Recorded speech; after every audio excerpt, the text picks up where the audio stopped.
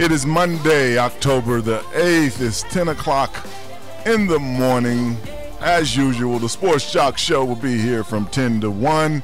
We have a great show lined up for you. A lot of controversy right here in Atlanta. Friday night, Braves losing to the Cardinals on a controversial call.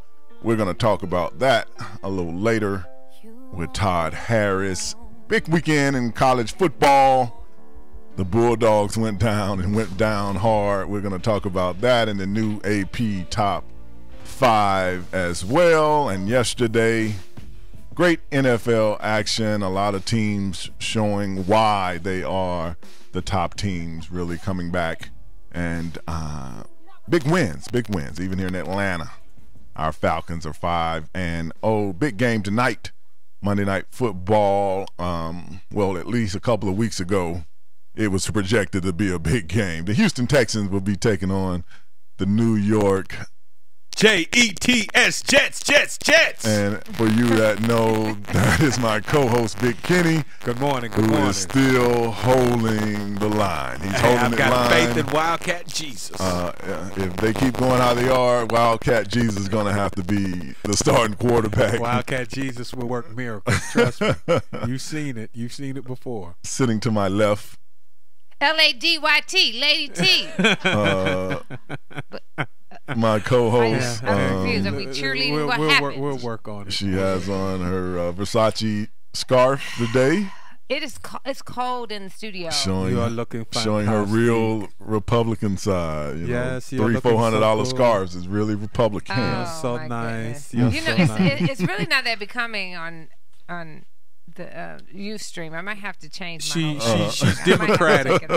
You know she's Democratic, so when she donates that $400 scarf to a homeless person, they look really, really nice. It looks $400. It is $9.99 at H&M, so I want y'all to respect. H&M. $9.99. $9.99 at H&M. So sure. when I go look it up, it's $9.99. Yes, and it is an eternity. $999. It goes around and around and around. It never ends. The scarf never ends. Never end. Well, sure. Something that is ending up at the University of Tennessee. You know, I always like to start the day off light, so we're not boiling anybody right now. Oh, you don't want now later in the show we might be boiling okay. someone, but right now we're not. Okay.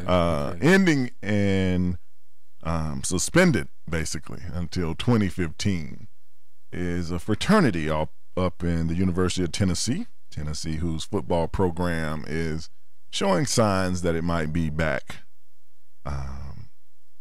They were giving enemas up at Tennessee, and for you that need to know, an enema is the injection of liquid into the rectum through the anus for cleansing. Who needs to know that? For stimulating evacuation of the bowels and for other therapeutic or diagnostic purposes. Well, trust me, in this country, people hear words a lot of times and don't know the meaning. So don't act like we actually know. You say enema, people think butthole, but they don't necessarily know the whole definition of what an enema is. So before I tell the story, could I do my due diligence? Sure. And don't forget to get your delicious breakfast biscuits at the University of Tennessee. The only thing about this fraternity got threw off because they were giving alcohol enemas to people who pledged. The newcomers, a couple of them had to be rushed to the hospital because of these alcohol enemas. I thought it was ingenious, but maybe that's just my sadistic side that you even came up with. Well, it's a big fad right now. A lot of people are doing it, especially on college campuses, because the alcohol absorbs a lot quicker. Okay, so can I go a little even deeper? That I heard a story. Oh, you want to go deeper? Is there deeper than this? Yeah, it is. Oh, but I can't tell you the definition of an enema, but you want to get deeper. Well, now that you've opened the door, yeah, Pandora's out the box now. This same thing was happening with girls where they were doing the same thing to tampons. Now, do I need to read a description? No. Definition of a tampon? Okay. Yeah, based on what you're using it for. Okay. Well, basically, are you using it for a bloody nose, or no? They're taking the tampons, they're dipping them in alcohol, and then they're inserting them because of course, the vagina absorbs alcohol.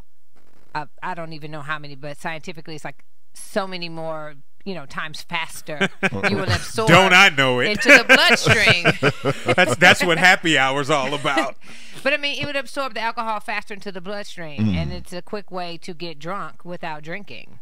Wow. It's a way to get some kind of disease too. Drunk without drinking. Well, no, it's no different than the Where's enema. The effort, people? It's the getting to Drunk the without parts of drinking? the body that it would absorb quickly, and that's what they were doing. It's absolutely awful. How about this? Forget the enemas and soaking tampons. Just do crack. Just do it. Go straight to it. Why Hit that meth. Get on that Let's meth. do crack. Tell you, mess your teeth up. We'll be back with more of the Sports Jock Show. I can't believe we started this. We're going to way. talk about the fans I around the can country. believe The it. fans. Oh, We'll be back after this. boo.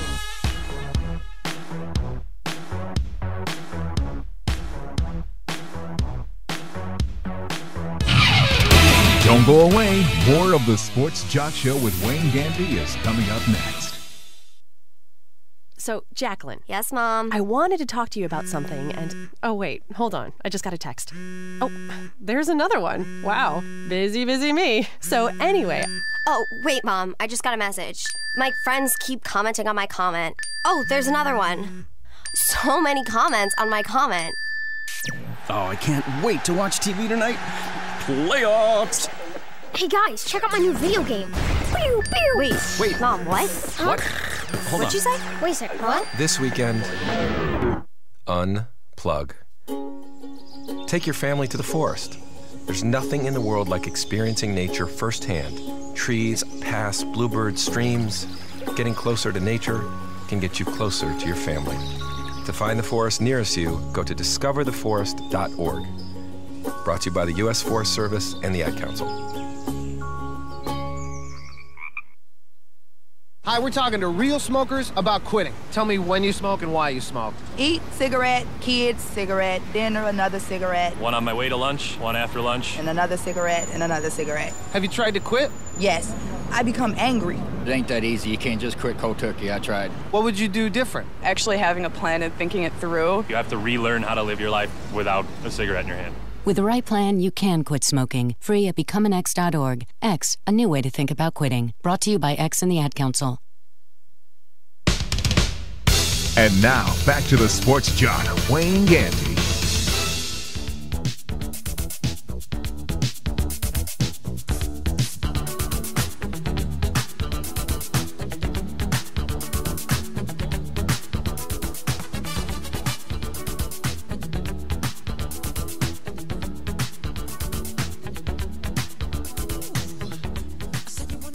Welcome back to the Sports Jock Show. I'm the Sports Jock Wayne Gandy.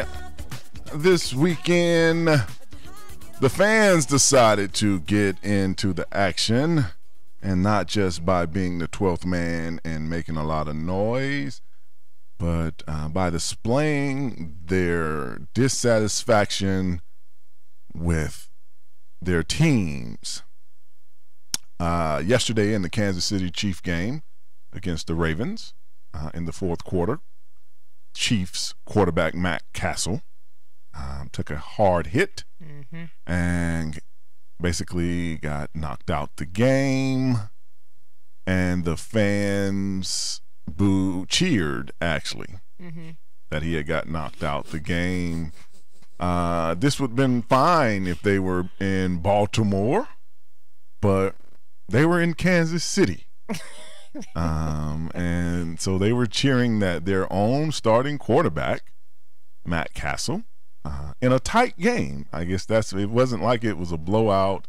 The final score was like 9-6. So it was a tight game. And these fans still decided to boo the quarterback, Matt Castle. Most of us who've ever attended a game, whether a person on your team or the other team, once you see a person gets injured, if they get up, the crowd usually claps in support. The Chiefs fans, how far did they step over the line? We'll just declare that they stepped over the line when you cheer that someone got hurt, whether it's on your team or not. But this is your quarterback, Matt Castle. I was very disappointed. I, even heard the comments that Eric Winston had, which I was so glad that he stepped up, and everything he said was just so true. It is really a shame when you think about the fact that you're cheering that someone has been hurt, and he even said, like, we play this sport. We know how hard the sport is. We know how dangerous this sport is. I may not even live longer than anyone else because I know I play this sport, but we're human beings. We're not gladiators. We know you come to spend your money, but it is a testament to how society really has become, that you would actually boo someone being possibly seriously hurt. Like, what? I was appalled. I really was. I thought they had stepped way over the line. And the booers know who they are. They know who they are when they woke up this morning. And I think, but I will say, to make it a little lighter, a lot of times the fans aren't really thinking that way. They're just thinking, yeah, he sucks, the general. I don't really think they meant, like, we really want him hurt, blah, blah, blah. And I think if they found out he was tremendously hurt, that it would be a whole nother thought process. But they did put those energies out into the universe, and I think it was how awful. Much more hurt can you be when you get walked to the locker room? No, I mean, when they remove you from, not just go sit on the bench. It's one thing. But it's after the fact. They already booed, and then you find out how bad. It's you boo first, and then you find out how bad it is. Well, I was on the ground. And they're booing. And yeah, I mean, so I see the olive branch you're trying to build. I'm trying. Lady T. I can't believe that people will be that heartless, is what I'm saying. You can boo when he's just replaced. That's fine. You want the backup in there? You're fine. Come on in, backup. But you actually saw this man. We had to go to commercial break to come back, and then he walks, and then this is what you give him as he's exiting the field. Big Kenny. It is. You're right. How far? How bad? What? You know what? Why do fans feel like they have that right? Maybe it's a byproduct of them handcuffing the players and putting the little kid gloves on them and not letting them get that aggression out on the field. A lot of times the fans are cheering for somebody putting a real good hit on a member of an opposing team, but now nobody's getting hit because nobody can be touched because they're being fined and every hit is illegal and don't hit them above the waist and you encroached upon this and the illegal, all of that. And so anybody getting hit is hey, great thing somebody got hit. Then if you kind of a bum in the eyes of your fans, they're going to express themselves. This is a country where we pride ourselves on freedom of expression. A lot of time that expression doesn't have to agree with your point of view. You don't have to exactly take that side. It could be offensive to you, but you can't limit our ability to do it. So if you are a bum of a quarterback, or even if you're good and we just don't like you for some reason, we'll boo you.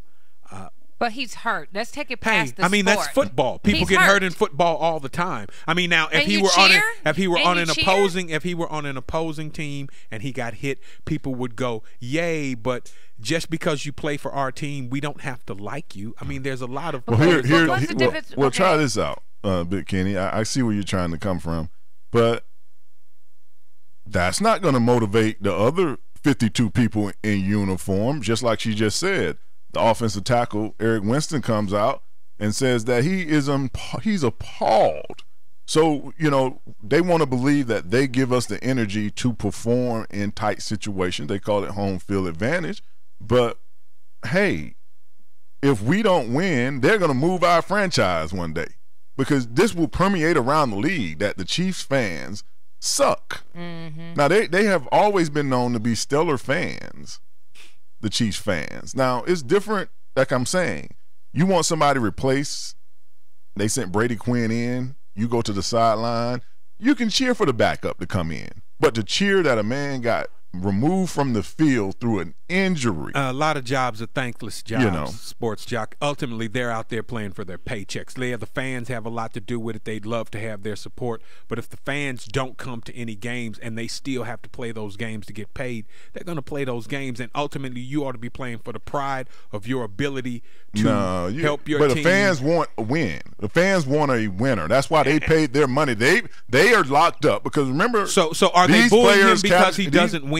These players' contracts as of the first game, are guaranteed now. They're going to get their money. So you're the person who spent your hard-earned blue-collar money right, to come watch these games. Now, all of us, no matter where we are and what we're doing, we want to go out and watch a competitive game. Some of those people might have box seats, and you know what I'm saying? They don't all have to be blue-collar people. There may be some people with some booths and some box seats going boo or yay. But I've been to Kansas City. I've played there. They're a blue-collar type town. There's money in every booth. So there's money in everywhere. But the stadium itself, the city itself, the state of Missouri itself is full of the farmland, middle America people who, I'm not calling them poor or anything, but they work. They're working people who spend their money on their ticket. Why would I want to go out and boo someone, period, for getting hurt? Now that's I think that's where the line crossing goes. I think it takes it right out of the idea that this is a sport, and it puts it right into the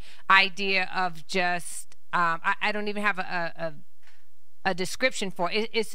It's hurtful. It's disgusting. Oh, it's do you remember despicable. last year in the playoffs, Jay Cutler goes down in Chicago, and he had something seriously wrong with his hand. He had broken a thumb or something like that in the playoffs, and he went over to the sidelines, and a lot of people came out. There were even some sportscasters that bashed him for being a little bit soft. I mean, Jay Cutler, this is the playoffs. You went down, and you went to the sidelines, and the fans began to boo. They need you to go out there and be that gladiator. Now, I don't know how bad this man was hurt, but in most fans' estimation, if you can stand up and walk, you need to get in the game. What are you doing? We need a win. I mean, that's all they care about. Fans care about wins and losses. So if you're not doing anything to contribute to that, then you're obviously a liability to that process. When Jay Cutler went to the sideline, he was not on the ground holding his hand. They found that he was hurt because he didn't come back in the game. To actually witness someone, just like when they roll the cart out, and you don't know how this is. This could be this man's last play. This could be it. For you to boo is just classless. Another classless case of fans is the Georgia situation. Georgia played Tennessee Saturday night. They lost 35-7. Linebacker Christian Robinson comes back home, and the home that him and quarterback Aaron Murray share has been egged and rolled with toilet paper. Because of the loss. The senior linebacker tweeted, came to a house that was egged and rolled. Seems that people turn on you when you're not perfect. Thought we were all in this together. So this goes down to the college level, to where we're just in college now. We're not getting a paycheck per se. We're just in college. We go, we play a game. Do I need my house egged and rolled for you to make me feel any worse? Like you doing that is really going to take me from zero. I'm already at a zero. I just got embarrassed. Especially this guy's a senior. This is his last time around on national TV. Knocked me out of my national championship hopes. And some fans figured, let's go get some cartons of eggs, throw it on these same age, probably, kid's house, and roll it with toilet paper.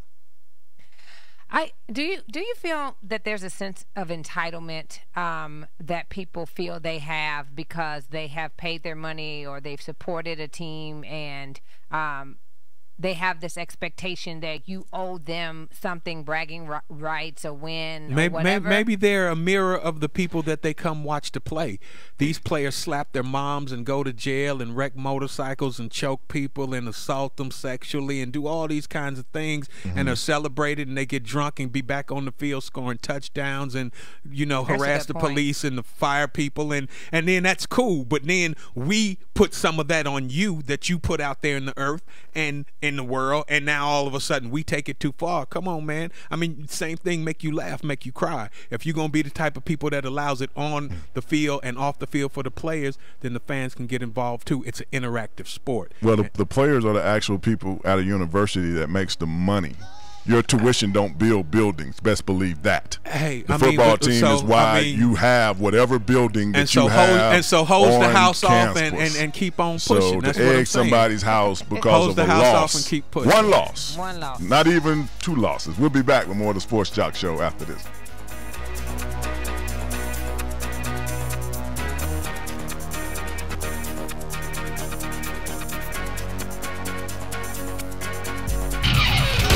Don't go away. More of the Sports Jock Show with Wayne Gandy is coming up next. Everybody, let's go, let's go. Ho, ho, ho. Welcome, everyone, to West High School Spring Fling. Hey, where we at? All right, I've gone through all the tracks. Just move through the beats. Do your thing. All right, everyone, let's hear it for West High's own Brooke Turner, a.k.a. DJ Hook. Scratching at my first school dance takes confidence.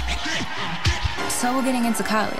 I've got what it takes. Okay, I went through the practice sessions. I slept good. I feel good. We will now begin the test. Please take out your pencils. I got this. We're all good at something. Maybe it's breakdancing or skateboarding or video games. Whatever you're good at, you had the skills to make it happen. And those same skills will help us get to college. Visit knowhowtogo.org to learn what you should be doing right now to prepare for college. Start taking the steps at knowhowtogo.org. I've got what it takes. So do you. Brought to you by the American Council on Education, Lumina Foundation, and the Ad Council. Psst, hey, over here. What? Right here in the back. Where? Over by the fence. You? The bike? Yeah, the bike. Right in the grass where the kids left me a while ago. You know how lonely it is being left day after day, not being able to cruise the reservation? Pardon me? Remember when you got me for the kids? You told them, "No, you kids go have fun, enjoy the outdoors, and be careful." Yeah? I really miss it, especially when they put that playing card in my spokes and I made a really cool sound the faster we went. Well, could you get my tires a little air, dust off my seat, and remind the kids how fun I still am? Okay. Oh, you are dusty. Yeah, and I may need a couple of bolts tightened too. Now let's go. As Native American parents and caregivers, our encouragement to healthy lifestyles for our kids is helping them get outside and play. Get ideas, get involved, get going at letsmove.gov/Indian Country. Brought to you by USDA, HHS, and the Ad Council. And now, back to the Sports Jock, Wayne Gandy.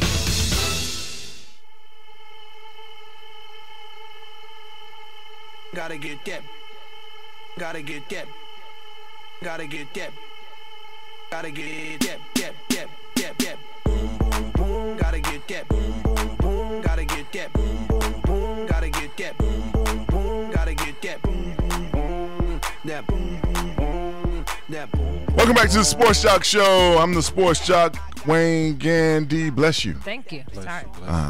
For all you that might be watching on Ustream, even though you can't see the audience, it is daddy daycare around here. It's just funny how things go on in my studio. I have no idea. For all I know, these are missing children. So just right now, the Sports Jock, we have a homeschooler. Sports Jock hasn't even spoke to anybody. So if they come to you, police, and try to claim some stuff now, the Sports Jock was not in it. They were here when I got here. Those aren't your kids either, huh? Nah, hey, I don't know. But they here. And nobody, seemed to want to inform me of what's going on. NFL action, hot and heavy this weekend. Yesterday or last night, Saints taking on the Chargers. Saints prevailing, getting their first win. 31-24, Drew Brees, 4 touchdowns, bunch of yards. Good game all around. So we got that over with. Saints got their first win. Chargers are 3-2. Here's the fact that I need to ask you to. When you put somebody on punishment, whether it be a parent to a child or whether it be the at your job, you're on suspension or whatever, and then I let you come back to enjoy a magical moment, then really, is that really punishment? And for you that don't understand where I'm going with this, the Saints head coach, whether you believe in the Bounty Gate or not, was suspended for the year. He was barred from any Saints practices, games, arena, blah, blah, blah, blah, blah. Well, last night, they allowed Coach Sean Payton to come to the game and watch Drew Brees breaks Johnny Unitas's consecutive game with a touchdown streak. But isn't that the moment the whole punishment is set up for? Like, if you put your child on 2 weeks, you know, when you tell them they're, you know, got to stay in the house 2 weeks. But on the 5th day, you know what? You can go to that big dance. Is that really punishment? See, that's exactly what I was just talking about. Is that really with punishment? The fans and the NFL. Now, Sean Payton is sidelined because he is thought to have participated in the bounty system. Now, the bounty system was supposed to be financial incentives for players to go out and injure and even put other players out of a game. And he was supposedly involved in encouraging that. And they suspended him for it and then allowed him to come back and be part of a magical moment. How come the fans don't think they can show out now? That's the thing that NFL has made a part of its atmosphere. You will make allowances for foul treatment if it's important or you are an important enough person to this organization. You bring in enough money, we'll forgive anything. So, but the fans didn't have a vote in this. This was something I know the fans, commissioner but I'm saying the commissioner allows the players to act that way. So it just filters over into the double standards of everything. Right, right. The commission did not. He suspended. Jonathan Vilma is still not on the field. He's costed him money. He suspended the coach, Sean Payton. He suspended the assistant coach to. Well, that's what I'm saying. What does that have to do with the fans? That's Goodell not sticking to his rules. That's the parent not sticking to their rule. That's not the party. The party was going to go on. It was up to the parent. I'm saying if your mother tells you that you can't come out for a week and then in 3 days you out on the porch, if she says, hey, no loud music in front of my house, your friends probably aren't going to listen to that either. You know what I mean? Because you obviously are lax. So I'm saying Goodell is the parent, and the players are the children, and the fans are the friends of the children or the cousins or the nephews that see these examples and learn from them as well. It's not just the people. So, Big Kenny, let me make sure I got this right. You're on stage doing a skit. You do a skit where it seems like you did the skit, you broke your leg. Now, for a fan, we're sitting there, oh, Big Kenny is funny. He pulled that skit off. We find out that you really broke your leg. Like, this is not part of the act, that you really broke your leg. And then we continue to laugh at you for your broken leg. I don't think. You think that is like. I don't think comedy is a fair judgment because people get booed. No, it's entertainment. I'm saying entertainment, period, because they get booed in entertainment all the time. Entertainment is entertainment. Yeah, that's what I'm saying. And in entertainment, they boo you, like especially at comedy, they'll boo you, and I don't care if you up there as long as it's with your teeth missing. As long as it's in the confine of your job. If I may interject, I don't think that Kenny is okaying it. I think he's saying that. He sees where the people feel like they can get. No, yeah, I am okay in it. I'm saying, I'm saying, I'm okay. It's freedom of expression. I thought you were just saying. I mean, like sometimes people fall, and I go, "Hey, are you okay?" And when they say, yeah, I start to laugh. And sometimes I start laughing first and then go, oh, hey, are you okay? And they're not really okay, but it was still kind of funny the way you failed. I hate the way it turned out, but still it was kind of funny the way you fail. I mean, sometimes if you don't like it, you can boo. Well, you can cheer if you do like it. It's a morbid world. I have to say that I cannot agree with any behavior that is unbecoming of anyone, albeit a fan or a player. No one should get away with anything. And Wayne, of course, we have a few seconds, so I'm gonna let you go ahead and close out. And I do want to come back to this, so go ahead and you can reach us at 888-926-7562. Do your real job. We'll get back. I'm the mommy on the show. I'm gonna tell you what's up. We'll be back with more of the NFL right after this. Baby girl, what you doing tonight? I wanna see what you got in store. Hey, baby, giving it your all. Don't go away. More of the Sports Jock Show with Wayne Gandy is coming up next. In times like these, strangers at your door should be treated cautiously. But unwelcome strangers in your home can be your worst nightmare. Home invasion is a form of armed robbery where criminals break into homes through unlocked or open doors and windows. They even trick people into opening their doors to confront victims face to face. They can be after money and valuables, threaten personal assault, or take members of the family captive. But you can be proactive against these disturbing attacks.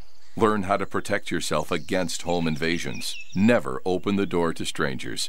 Secure your home with high-security locks and quality door and window hardware. Consider a home security system and even a dog. It's also a good idea to devise an action plan for your family in case intruders ever do enter your home.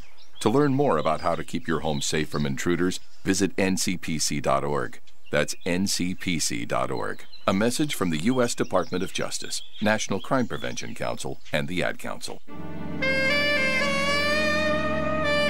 When crime prevention is your life, your days don't stay quiet for long. What did I tell you? My name? McGruff the Crime Dog. I wear a trench coat. McGruff, I need help. That was a concerned citizen. And boy, did she sound concerned. I'm very concerned. What did I tell you? Someone took out a loan in my name. They're pretending to be me and spending my money. I can't understand. It's called how identity this can theft, happen. and it's growing fast. Safeguard your personal information, like your Social Security, credit card, or bank account numbers. On the phone, online, even around the house, because half of identity theft occurs by someone you think you know. Learn more from the National Crime Prevention Council at ncpc.org. Take it from McGruff. Keep your identity to yourself and take a bite out of crime. A message from this station, the U.S. Department of Justice, Crime Prevention Coalition of America, and the National Crime Prevention Council.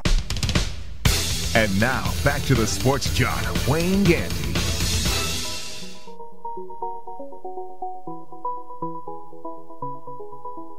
I had a way then, losing it all on my own. I had a heart then. Welcome back to the Sports Jock Show. I'm the Sports Jock, Wayne Gandy. NFL action yesterday, week 5. As we went to break, we were talking about the New Orleans-San Diego game. San Diego 3-2. New Orleans prevailing last night, winning their first game. They're 1-4. Been a surprising season so far. And we're going to let you jump in, Lady T. I see you got your notes and stuff. Minnesota won big over Tennessee yesterday, 30-7. I'm mentioning that because Christian Ponder, hey man, you must have heard me because you are becoming a player. You're starting to make plays, and like I will cut you at your knees when you're doing bad. I will let you stand on my shoulders. You have those boys 4-1, and you are just as much part of the success as anyone else. So hey, keep doing what you're doing. You seem to be growing up real well, at least for now. But keep giving the ball to 28. It makes your job a lot easier. The Vikings, which I'm quite sure everyone except the people who are parents of a Viking are surprised that they are 4-1 after 5 games, beating Tennessee 30-7. I'm talking about convincingly, not a last-second field goal. No. So, Lady T, go ahead on with your. Okay, I was just gonna say.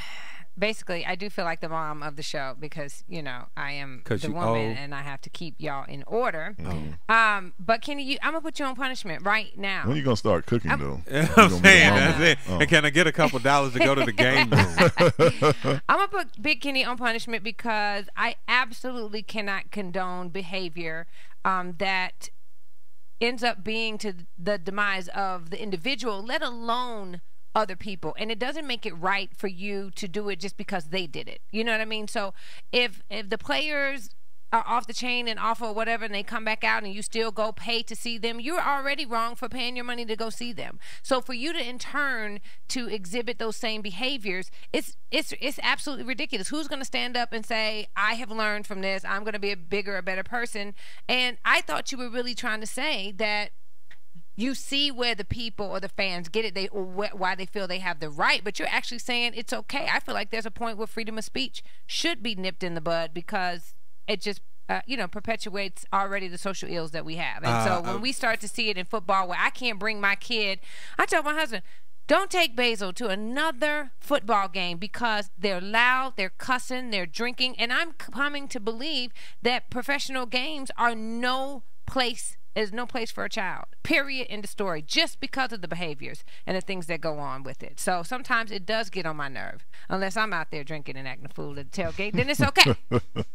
So there was my rant. Okay, that's your rant. You're on punishment, so you can't say You anything. can't punish a grown man. I'm an adult. You're punished. You sound ridiculous. You Punishment. punished. And I'm one of those people that punishment only makes me worse. You know what I'm saying? If you punish me and lock me up for like 2 weeks, then I'm going to do something make you lock me up for a month next time. Well, the Atlanta Falcons had a big battle yesterday up in the capital city, winning 24-17 in a game that was tough.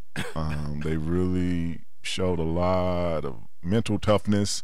For the most part, was down the whole game. Matty Ice hitting Gonzalez. Tony looks like he might have another year or two in him if they don't start hitting him off the line of scrimmage. The Redskins did lose their quarterback, RG3, Witherspoon put a nice hit on him. I think that in the old rules. Are you laughing at his hit? Yes, you know why I'm laughing, though, because do you remember Sports Jock a couple weeks ago? They had mentioned how RG3 needs to learn how to go down because he took a pretty substantial hit. I think it may have even been one of those hits that got somebody fined. And in the press conference, in the post-game press conference, the first thing he said is, look, I take some hits, but no matter how hard they hit me, I'm going to keep getting up. I'll never not get up and get back out there because I'm tough or something like that. And then he got his bell rung. Right. And he had to go sit down and he boo-boo tended to. Now, the only thing about it, too, and I will agree with you on that, Big Kenny, it seemed that these new rules kept him from going back because he did get hit and he did wobble a little bit. But when he got to the sideline, now the old 10 years ago, they will let him at least try a play or two. Now they're so precautious with it. It's like you don't even get a vote in whether you can go back out there. You don't get to go out and show your manhood in the old system, goodness, you know, in if the he old wants system, to return ever again, they used to let him get back out there in the wrong huddle. Right, dudes. I'm not even saying get him out there for a longer. I'm saying not just for a long time, but you used to at least go out to see. Well, we're going to give you a play or two. You know, there's a way to protect the quarterback that he doesn't get hit, just to see if you kind of mentally are there. Now it's, okay, let's go to the locker room. Because of the concussion thing, it's on the doctor. You don't even get a voice. Now, you know, if you're old school, new school, you have your differences in that. I've always felt like let him play a couple of plays. If you see that, oh, you're really affected from that, that's it. But to just declare a man as though there won't be that one moment where you could have, you know, had a little. But you're playing a contact sport. Really, isn't that what we're saying about the whole concussion thing? Is you might seem okay at the moment, but the culmination of 5 of those hits in 7 years of a career like that does a significant amount of damage. So I see where they could pull him out. Well, if you keep this up, basically you're going to have to make bigger rosters. So a lot of parents can applaud because a lot of instead of having 53 people on the team, you have to have 70. Because if you're going to pull every guy, the instantly he looks like for a second, you know, my neck got popped, then you're going to have to go through a lot of players. Because now when they do this, what you have to realize, the doctor can deem that you can't even go out and play the next week. So now you're putting your team in peril because now I got to go find a backup quarterback. And it's – he just seemed when he got to the sideline, he was clear of thought. But now with the test, they have to go back. You know, it's a total I think they just need to go ahead and get a CAT scan on the field and just end this. That'll make it easier. Just invest in one. So go right to for you Seahawk fans, y'all did bounce back yesterday, beating Carolina 16-12. So Russell Wilson, you get to keep your job one more week. Scam Newton, still the best 0-0 quarterback in the NFL. But we're going to go to break. When we come back, we're going to talk about the Buffalo Bills and the Chicago Bears. We'll be back with more of the Sports Jock Show right after this. 888-926-7562. It's the sportsjoc.com.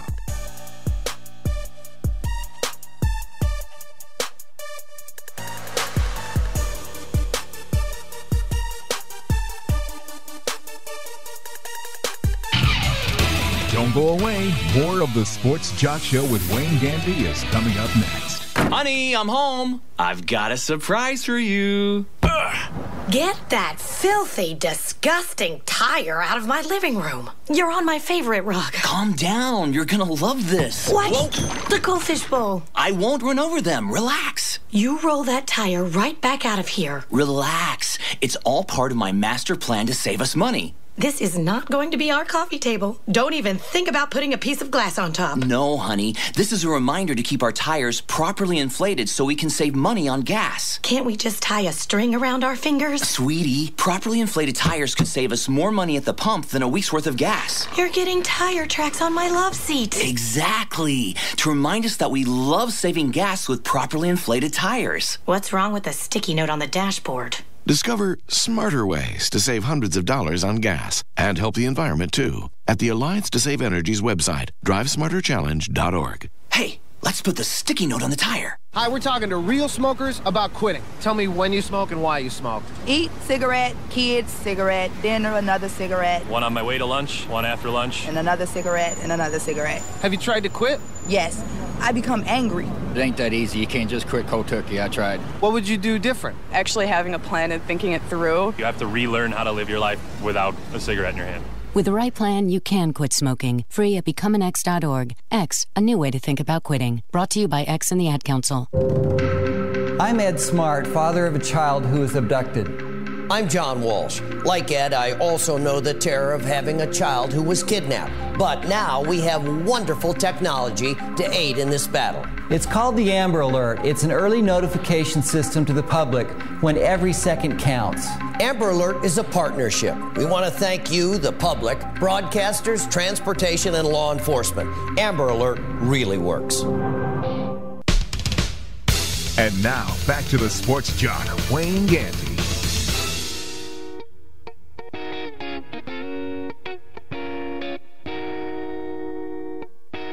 I hopped up the plane at LAX with a dream, my cardigan.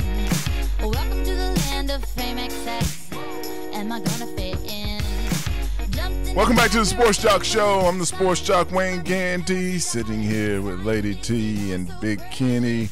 We're in the NFL report. Yesterday afternoon, the Broncos visited the Patriots.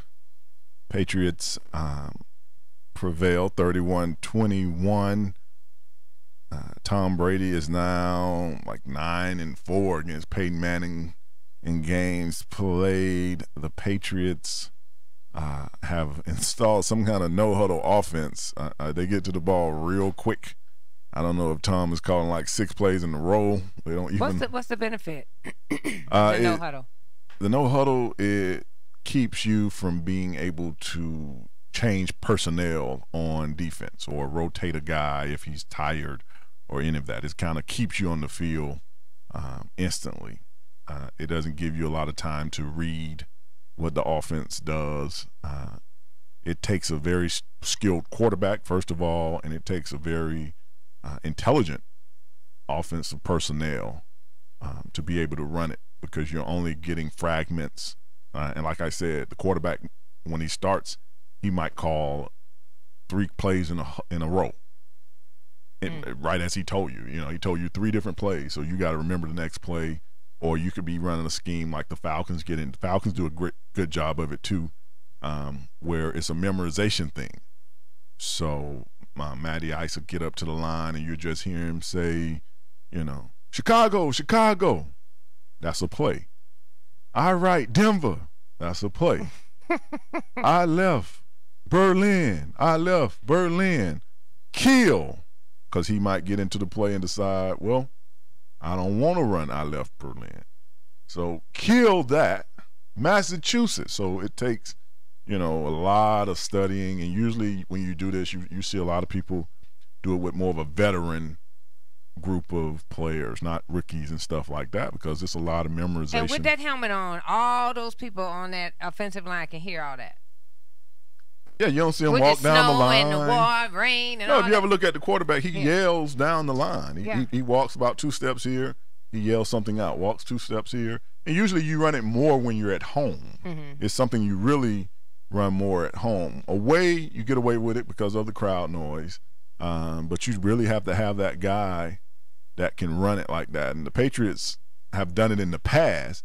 Now they're running it to where even when I'm watching the game, like, wow, they're getting to the ball. I mean, they was running the ball and the defense hadn't even figured out who they had yet. And sometimes, based on personnel, you can catch them trying to get off the field, and you see the referee will call 12 men on the field. Because rule number one, you're not on the defense. Don't try to substitute. That's right. Okay, I got you. So okay, it makes sense. It's a weapon. There was rumors that the Oregon head coach, University of Oregon, he even came down this offseason to the Patriots to study what they do. And Oregon, as you know, they run a kind of like a no-huddle offense up there. But it's a beautiful thing to watch. Big Kenny, I don't know if you saw the highlights of post games of this game, or you either laid a tea. You might have been cooking since you're the mama. I was cooking. You know, I had to watch Pretty Tom take on Frankenstein Manning. It's so funny how, like, when they come to the podium after the game, it is truly GQ versus Sears Roebuck. Who's Sears Roebuck? Peyton Manning. When they come to the podium, it's like, man, what Pretty Tom? You know, Tom got some stuff look like it was made in Indonesia by two monks and a chipmunk.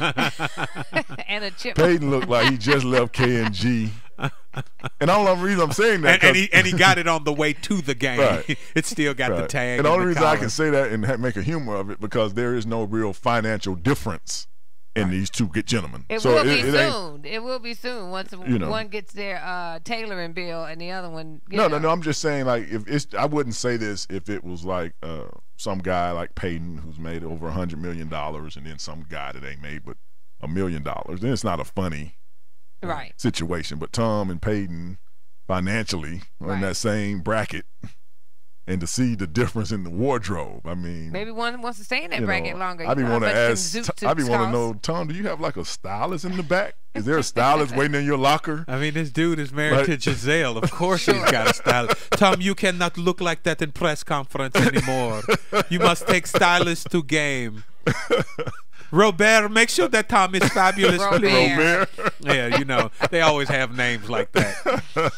Make sure that Tom looks fabulous. Next time you catch it, that's always, because Peyton has on that I'm running for president suit. It's a 2-button. You can see the whole tie. The collars are pinned down, and Tom got on some, Vera Wayne mix. You remember when Tom used to come to the podium with the hoodies and the T-shirts, but then the woman got the influence, and then now she took him right too. Yeah, he's got mousse in his hair now. In the words of Beyonce, she upgraded him. Oh, okay, that's an upgrade. Him. Nah, he was still Pretty Tom. Yeah. He had already knocked off. God, you can't even. What's the movie star girl? He had Bridget Moynahan. Just name one. Yeah, just name a movie star girl. Pretty Tom. Yeah, you're right. Just go down a checklist. He's fly. She upgraded him. Okay. Yeah. Okay. I already had. She might have upgraded his wardrobe, but his status with notch the ladies count was still pretty certified. Yeah. Pretty Tom Brady, but that was a great highlight watching that game. The Dolphins, before we go, beat the Bengals. Come on, Andy Dalton. Y'all messed up my picks. I'm mad at you. I let the Dolphins come in and beat y'all. We'll be back with more of the Sports Jock Show right after this quick break. 888-926-7562. Give us a call.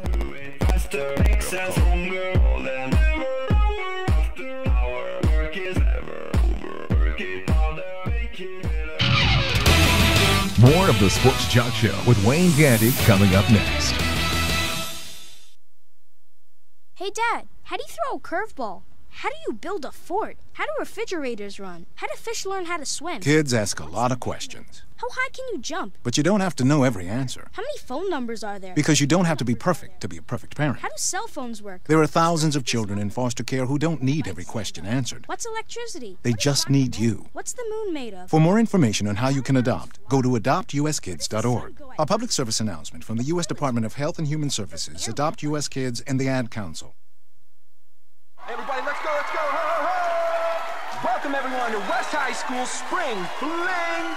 Hey, where we at, All right, I've gone through all the tracks. Just move through the beats. Do your thing. All right, everyone, let's hear it for West High's own Brooke Turner, a.k.a. DJ Hook. Scratching up my first school dance takes confidence. So we're getting into college. I've got what it takes. Okay, I went through the practice sessions, I slept good, I feel good. We will now begin the test. Please take out your pencils. I got this. We're all good at something. Maybe it's breakdancing or skateboarding or video games. Whatever you're good at, you had the skills to make it happen. And those same skills will help us get to college. Visit knowhowtogo.org to learn what you should be doing right now to prepare for college. Start taking the steps at knowhowtogo.org. I've got what it takes. So do you. Brought to you by the American Council on Education, Lumina Foundation, and the Ad Council. And now, back to the Sports Jock, Wayne Gandy.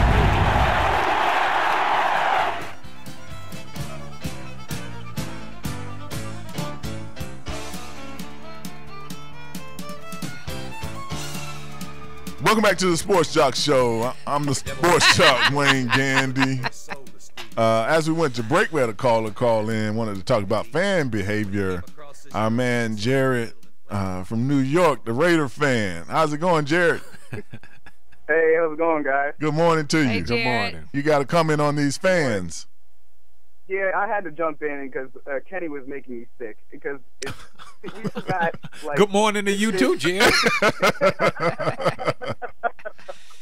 No, but you know you were doing that just to be antagonistic. We've gotten away from, like, there's some things in life that's right and wrong, and cheering or taking pleasure in anybody getting hurt, whether it's sports or a car accident or anything, is just wrong. And there's no. And now we want to make excuses for different behavior, whether it's off the field incidents or on field incidents or anything in society. We make excuses instead of taking responsibility. And what the fans did was just wrong. That's bottom line. And same thing with the Atlanta game. I don't know if you talked about the baseball game, the bad call, and the game's delayed for half an hour because they're throwing stuff on the field. I mean, I didn't even know they had that many fans in Atlanta baseball because they always not filling out the games, but they destroyed the game. Jared taking all kind of jabs this morning, ain't he? Yeah, I was going to talk about that. But he called me antagonistic. You see what I'm saying? Jared, and you know why I believe you, Jared? I believe you because I know you're a Raider fan, and if there's one team you hate, it's the Chiefs. So if you can find sympathy for somebody on the Chiefs, I know you must be truly feeling something about this. Now, Jared, and you say that nobody should be taking any joy or celebrating another person getting hurt. Have you ever seen NFL films, highlight films of the best bashes, crunches and crashes kind of NFL films? They have that out there where they compile some of the best hits that just lay some players out, and they make money off of it, and it's a really huge billion-dollar business. And now the fans get to express their displeasure, and they're wrong. Okay, no, it's not. You're changing the argument, dog. We're not saying that we don't like seeing good hits and crashes in NASCAR, but once you see something is wrong and that somebody could possibly hurt, to then go ahead and then take that next step and revel in that fact, that's where you're wrong. Mm-hmm. Everyone likes to see big hits and stuff like that, but we're not saying once you realize that something is wrong, then you have to step back and say, oh, okay, wait a second, this is serious. Mm-hmm. That's what I'm saying. I like to see a good hit just like anybody else. And you're supposed to say, yeah, all right, man, I got your point. You're right. No. That's what you're supposed to say. Thank you, Jared. Thank you, Jared. You are absolutely right. Thank you, Jared, for calling in. Absolutely. Somebody judgmental self. New York Thank you for calling with your judgmentalness, Jared. We appreciate you. Jared, you New York, our Raider fan.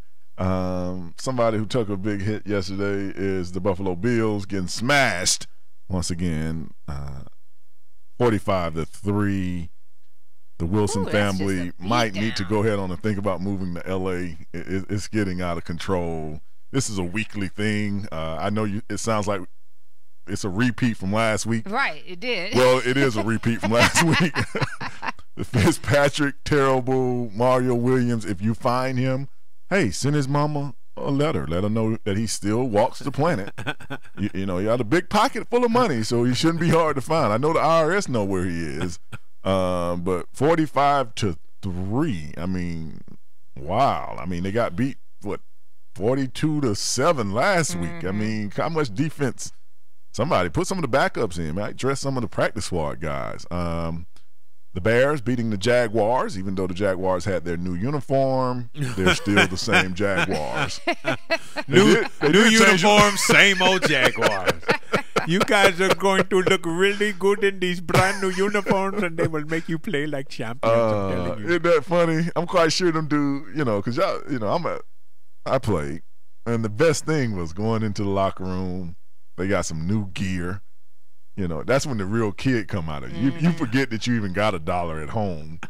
And, man, they put that new stripe down the side or that new splash or whatever, and you be thinking, man, I look so clean today. And then to go out and get beat 41-3, though.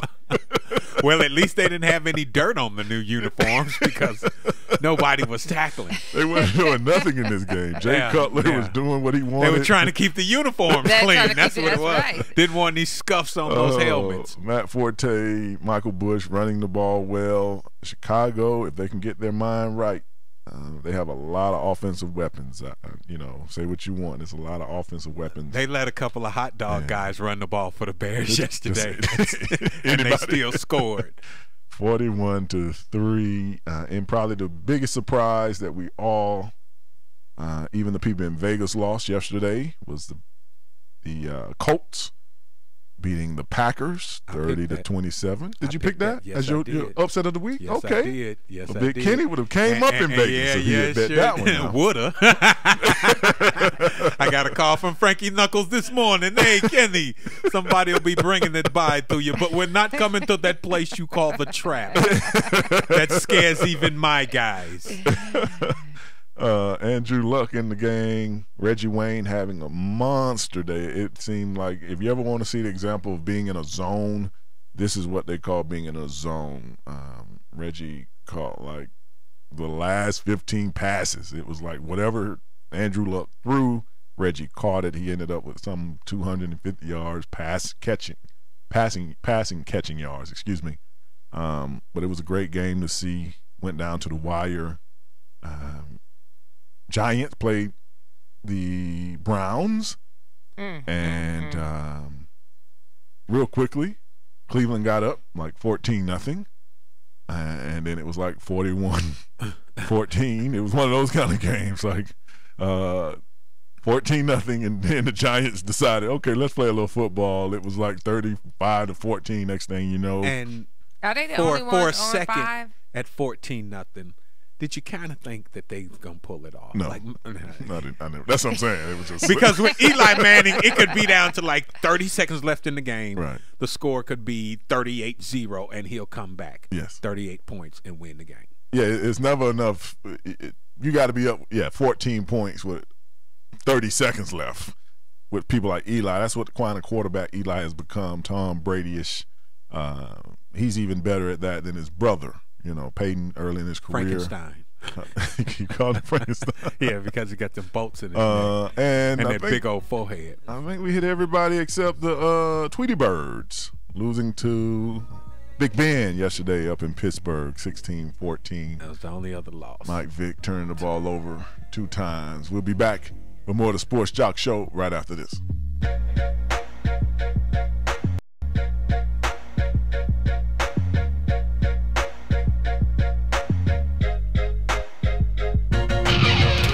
Don't go away. More of the Sports Jock Show with Wayne Gandy is coming up next. Hi, we're talking to real smokers about quitting. Tell me when you smoke and why you smoke. Eat, cigarette, kids, cigarette, dinner, another cigarette. One on my way to lunch, one after lunch. And another cigarette, and another cigarette. Have you tried to quit? Yes. I become angry. It ain't that easy. You can't just quit cold turkey. I tried. What would you do different? Actually having a plan and thinking it through. You have to relearn how to live your life without a cigarette in your hand. With the right plan, you can quit smoking. Free at becomeanx.org. X, a new way to think about quitting. Brought to you by X and the Ad Council. And now, back to the Sports Jock, Wayne Gandy. Enough is enough! I have had it! Why so serious? And we hold the world ransom for... Wayne Gandy. Excuse me while I whip this out. Show me Live from the Armada FM studios in Atlanta, Georgia, this is the Sports Jock Show with Wayne Gandy.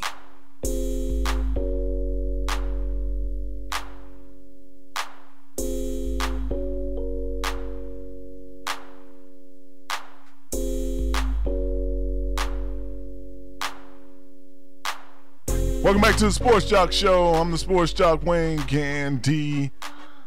Just to wrap up on our NFL report, as I said a little earlier, the Texans taking on the Jets tonight at 8:30 Monday Night Football. Jets, Jets. The Texans are 4-0. The Jets are not so much. What are they? 2-2, 1-3. Not so much. Don't talk about them that loud.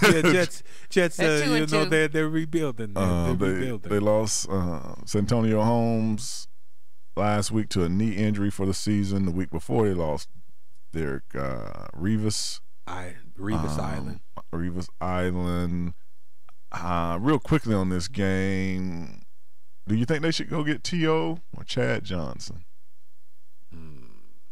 They got to find some receivers. If the number one, I mean, at this point, take a gamble. Why not go get them both? I mean, yeah, I'm not against that. I mean, why not go get them both if they can benefit from their skills? Go. And Plexico's still out there. Yeah, Plexico's still out there. Go bring him back. Bring him back. I mean, you could probably, for what you used to pay either of them individually, get all three. You could probably get all three right now because they just be happy to play and just put them back in the game. Recycle old receivers like no. What I'm saying is, hey, look at Randy Moss out in San Francisco. All we need you to do is play your role. If you can hit that first down when it's 3rd down and 4, and we need that critical third down. There's not a second stringer that can do that. That's already obviously not. Obviously not. I mean, we're struggling now. I wouldn't even be bringing up these names. Right. I would say probably start with Plex because he was in the system. He's been that on your team. You lost your number one receiver, your number one playmaker, your number one offensive weapon, and you were barely scoring points with him on the field. So you're desperate to do something. Yeah, this is desperation at its best. You won't be guaranteed to hold these guys the whole season. You could just sign them for, as long as you feel like they are doing the job. And you already have 3 games. And many an alliance has been forged out of desperation. You already have look at Chad Johnson and that lady he was married to. Yeah. And you already have one of those teams that has that persona of speaking his mind and that kind of stuff. So it's not like they're going to bring any more controversy than what your team is already. Plexico shot himself when he was on the team. Neither one of them did so well. No, that's when he was with the Giants. Oh, he was with the Giants. He shot himself. Yeah, and then he went to the Jets after he got out of jail. Okay. So it'll be good to see what happens. I know if they don't win tonight, which they probably will not, the Texans are rolling with Aaron Fawcett and Matt Schaub and those guys, Andrew Johnson at receiver. They're doing a great job on defense, playing great team defense. So it'll be a good game tonight at 8:30. But Lady T, I always have to bring you another story. That's right. Bring me a good one. Just to break it up, because I know you fall asleep. Just about. Especially when y'all talk about bringing back Ocho and there's Chad Johnson. And get the man name right. Chad, whatever. You know Ocho's listening to the show. They're listening, and when they heard you say bring them back, they were like, yeah, Sports Jock. We agree with you. Just the Chinese restaurant. I know y'all read the article about the Chinese restaurant up in Kentucky. No? Bring me up to speed. Up in Kentucky, Chinese restaurant, Williamsburg, Kentucky. The Red Flower Chinese restaurant. The customers caught the owners bringing in some meat. They were rolling the meat in through the back. Only thing is the leg and the hoof and the antlers were hanging out the garbage can that they were rolling it in. Come to find out that the Chinese restaurant was rolling in some deer meat, roadkill, that they had found. They didn't actually go out and get this venison? No. We run it over ourselves. We fresh kill.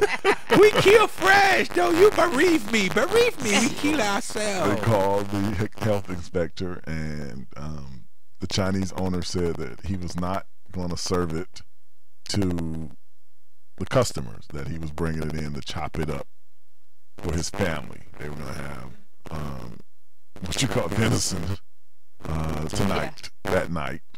So now he's cooking for his own family in his restaurant kitchen, right, to take home. And make sure you try number 3 beef and broccoli. Make sure you try number 3 beef and broccoli. Let me tell you now something. my thing is, I always know when I go to the Chinese restaurant, it's not pork, beef, or chicken. That's why I like it. You know, I like me a little roadkill. I already figured that. I live dangerously in restaurants. I always feel that Mongolian beef is just some sliced well back. Now, all you people that are blind thinking that is beef, why do you think they have so many sauces on the stuff? Yeah, I agree. You know, I'm very surprised how y'all go along with stuff. I've never seen like white meat chicken. Everything is always dark meat, no matter what it is. Like, you know, especially when they bread it up, you got to be careful about the meat. Hey, you don't have to talk to me. I'm a vegetarian. You know what I'm saying? Unless they find a way to kill some roadkill tofu, bamboo shoots, and carrots, I'm okay. Well, I thought that everybody knew. Yeah, I do. I always do look at the meat and go, now you know, Tina. Yeah. Now, are people more upset that he was going to add deer meat to the food, or that he had the deer meat in a trash can? I think it was more that they were rolling it in the trash can. Okay, I just want to know where the priorities are. They were in Kentucky, so a little deer would have been fine on the menu. It was the as long as it hadn't been outside dead for 4 Okay. days before they brought it in. We'll go to break, come back, talk a little college football with our man Han Vance. We'll be back after this.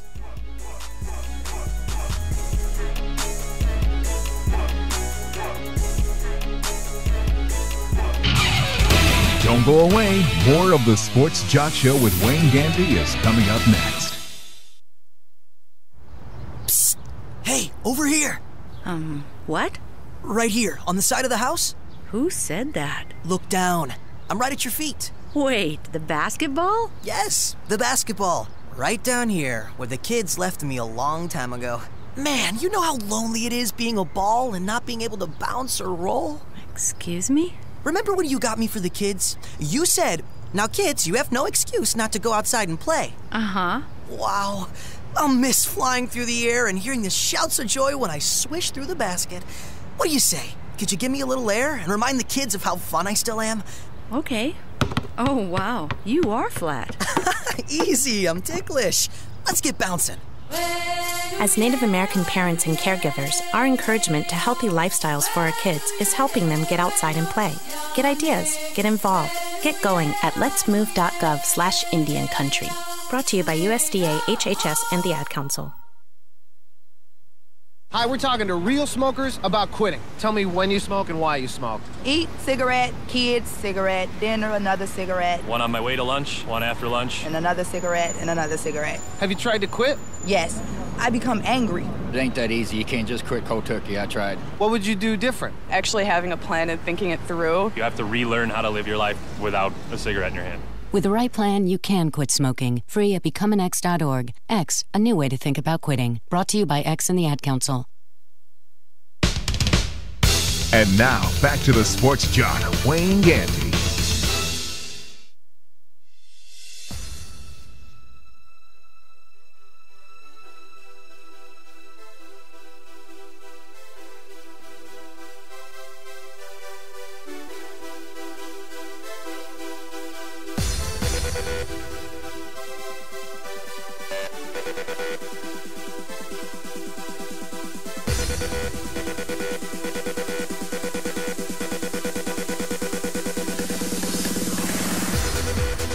Welcome back to the Sports Jock Show. I'm the Sports Jock, Wayne Gandy. This past Saturday was Shake Up Saturday for you college fans. You saw 4 of the top 10 teams fall. We have a new top 5 in college FBS. Some shocking losses, some shocking wins. And when we want to talk college football, we always reach out to our man Han Vance, BigHarryBlog.com, UGA media writer. Han, are you there? Yeah, I'm still alive, but just barely after that Columbia debacle. I just want to know, and nobody's listening but the people in the studio. You can tell us anything. Don't believe that.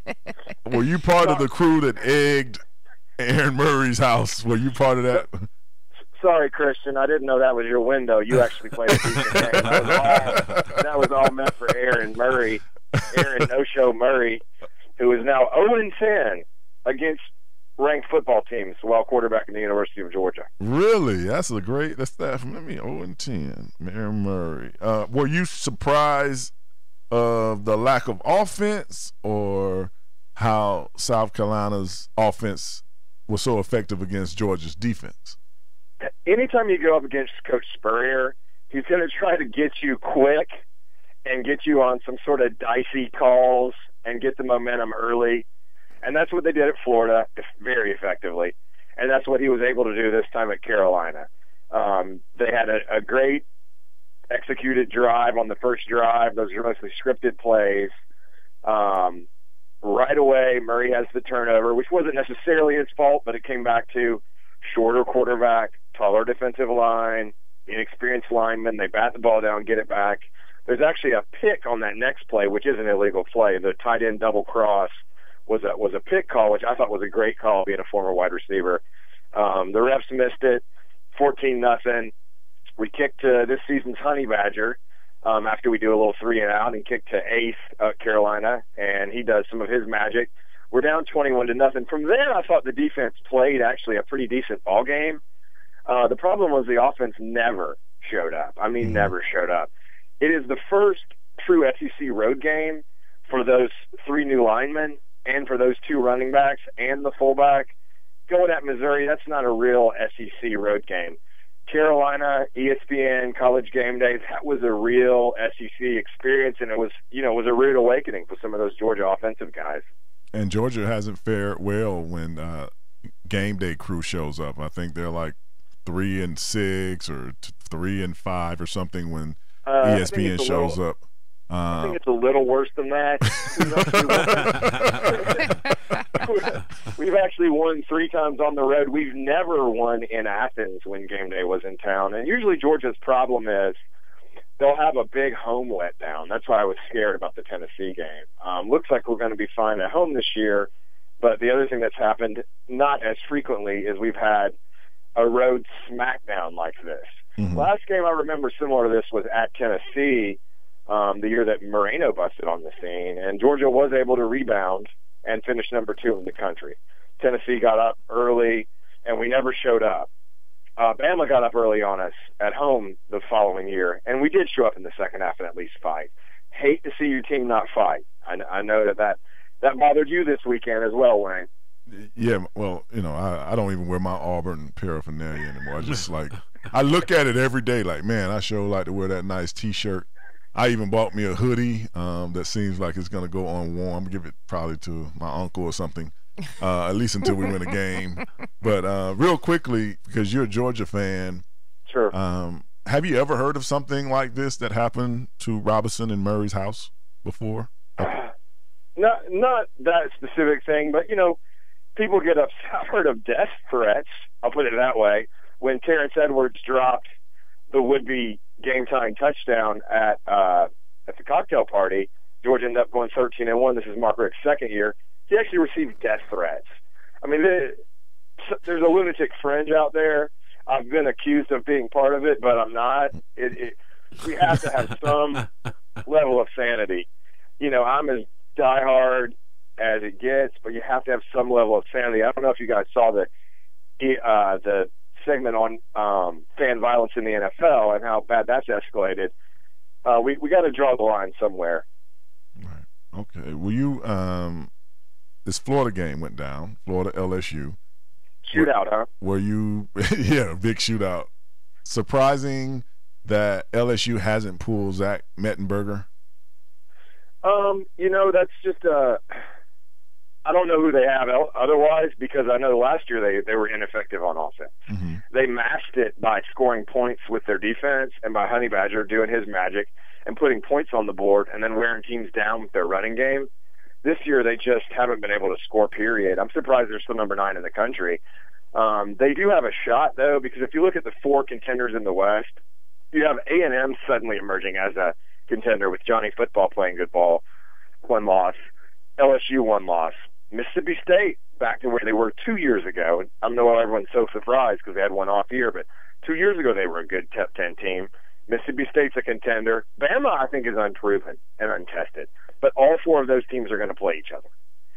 So we're going to find out in the West. LSU is just terrible on offense. Florida's not much better. All right. And now you were speaking of Alabama. Nick Saban had some comments referring to how specifically Oregon runs that no-huddle spread offense that I was explaining to Lady T a little earlier. I think she got it for about 5 seconds. But I'm there. And then it was like, ooh, bright lights. But Nick Saban basically – She was distracted by the helmets. Yeah, that yellow helmet will drive you crazy. But Nick Saban comments basically was, if you're going to keep changing the defensive rules, you're going to have to make some rules about how they play offense. He took a lot of flack for that. In a nutshell, that's kind of what he was saying, that you won't allow us to hit. We got all these rules we can't touch, but you're allowing the offense to run 5 receiver sets. Is there any validation to that? He's a defensive guy talking like a defensive guy there. I don't see how you could, stop that as far as substitutions and things like that. The hitting rules and the chucking rules are more to make the game a free-flowing game. Let's face it, television and the media money wants to see offense. We don't want to see a 9-6 Bama LSU game every week. No one wants to watch a 14-6 LSU Florida game, except for the Gators because they got the W. It's just the offense is wide open, but the way you neutralize that is you have a legitimate, solid defense and a running game like Bama does. You've seen when Oregon's gone up against LSU last year, they got shut down.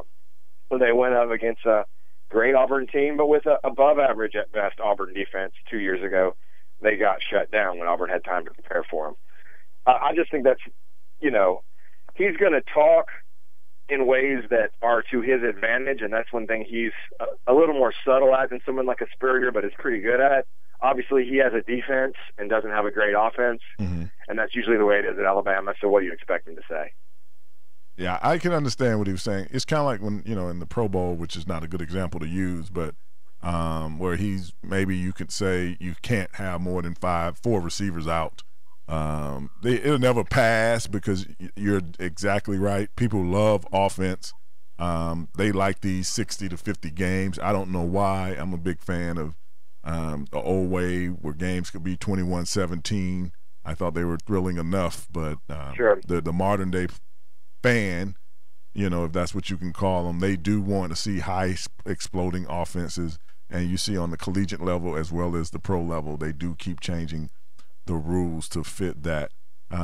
Last question, I know you're a big SEC guy, but sure. To flip over to the Florida State game, playing North Carolina State.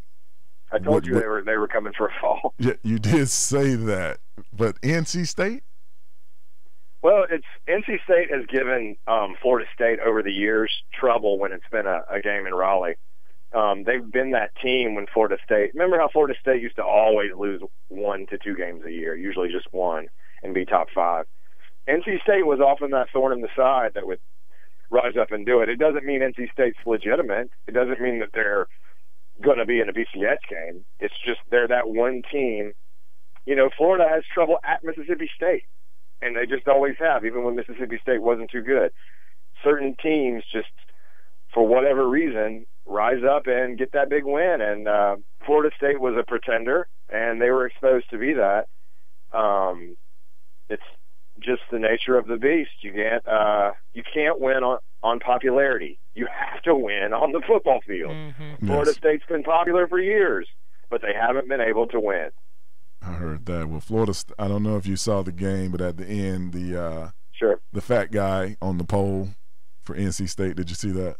I missed that part. I did see the end, and I actually saw it coming. I was like, this is going to be one of those games. It was hilarious. It was like 16-0, 16-3. He took the flag off the pole and started acting like he was the flag. He had took his shirt off, and it was gut central. It was gut central, but right like the Chicago Bulls dancers who come out. That's always good television. But that's why you have to make sure you have a designated driver too. But Han, exactly. Thank you for calling in with the NCAA report, college football. Han Vance, BigHarry.com, UGA media writer. We'll talk to you soon, Han. Appreciate it, buddy. BigHairyBlog.com. Thanks for reading. Okay. All right, bye-bye. You can listen to the rebroadcast of the Sports Jock Show Saturdays 1 to 4 Central Time on Q90.5 in Camden, Alabama. Give us a call, 888-926-7562. We'll be right back.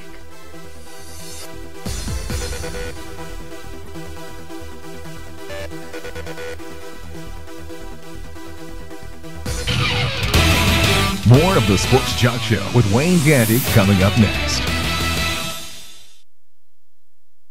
Sassy, sassy. This week's episode, Rattlesnake at the Pond. Oh, Johnny, skipping rocks at the pond sure is fun. Hey, look, a moving stick. That ain't a stick. That's a rattlesnake. Sassy, we're in danger. Good idea, Sassy. Go get Mr. Gunderson. You will in a second, but first you'd like to tell us something we may not know about animal shelters in the United States? It's getting close, Sassy! Approximately 8 million pets enter shelters each year? The majority of which are in shelters because of owner-related issues that the animals have no control over? Sassy, the rattlesnake! Save us, Sassy! What, Sassy? You wish you were videotaping this? Sassy! Sassy is brought to you by the Ad Council and the ShelterPetProject.org. Remember, adopt. Hey, Dad, how do you throw a curveball?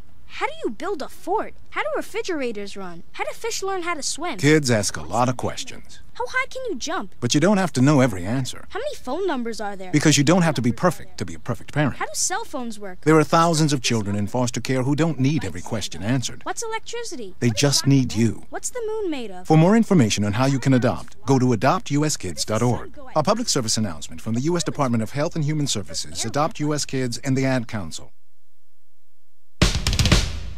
And now, back to the Sports Jock, Wayne Gandy.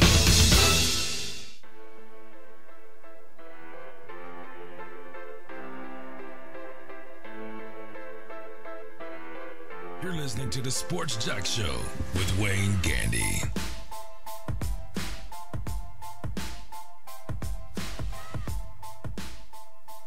Welcome back to the Sports Jock Show. I'm the Sports Jock, Wayne Gandy. This week, one of our featherweight boxers has decided to announce, not that he is having a fight on October the 19th down in Kissimmee, Florida, but that he is proud to be gay. Featherweight Orlando Cruz announced last week that he is gay. He's 31 years old. He's from San Juan, Puerto Rico. When I read this story, it doesn't have that same impact as it once did to my ear. I think that in our society, through the media, whether it's television, magazines, newspaper, the internet, the idea that there is someone, a homosexual, whether it's in female or male sports, we believe this. I do applaud Mr. Cruz for coming out during his time, because most of the people who want to come out after they retire and then be like, well, I just wanted to stand up for somebody. Well, what about that 20-year career you could have stood up? But he says he's proud to be gay, and he's just tired of hiding who he is. I guess first question I will go to Big Kenny, because I'm quite sure you're a bigger fan of boxing than Lady T. She just likes to fight. And there's a big difference between boxing and just fighting. And fighting. Do you see this in any kind of way hurting Orlando Cruz's career, which is he's 18-2-1, so he's a decent fighter. He's not a bad fighter. You just said that it's not that surprising that someone is gay in sports, but in a sport like boxing, which is supposed to be touted as the last real man sport, it may carry a bit of a stigma with it. Boxing already has AIDS testing and things like that, so I don't think anyone could stand behind that shield as a reason not to fight him. He's 18 and you just said, was it 18-4-1? 18-2-1 with 9 knockouts. Right, so right. With 9 knockouts, so you don't want to scrap with him on the street either. You know what I mean? So, right. But I don't think it should affect his career. It actually may generate a whole demographic of people to watch boxing that never watched before. I'm not sure how many gay people would go to a boxing match or actually tune in on pay-per-view. I mean, there may be some gay boxing fans, but generally it's probably not that niche. Lady T? Well, it burns me up to think that you're not just a boxing fan, period, that you would be gay. And I'm not saying this to go against what Kenny's saying. It's just the label that we put on things sometimes really makes it more than what it should be. You're just a boxing fan, whether you're gay or not. You're just an athlete, whether you're gay or not. And I think that people keep their personals to themselves because of all the issues that come out and all the stereotypes, you're not a real man unless you like women, And so I'm glad that more people are coming out. And the thing that I like the most, though, is what you've always said, Wayne, which was come out when you're on top or going through it. That really shows the stands. On top, yeah. Well, come out when you're on top. You caught that too, huh? Protect yourself at all times. Look, come out when you're behind. Like if nobody wants behind. Come on. You're right. Come out. Just get out. Whatever you got to do. But to the tune of what you always said, do it while you're in it so that you can really make a difference in standing up for what you believe in, and not doing your whole career and then going, oh yeah, by the way, I was gay. No, do it right in the middle so that you really are standing up for something. You really are saying something. And I think that we shouldn't look at him any different at all whatsoever. Well, when you said labels, he's the person who's come out and called himself gay in this profound way, like I would even care. I think men, or even but people do care. The most important time of this, like I always said, is usually when you're part of a team.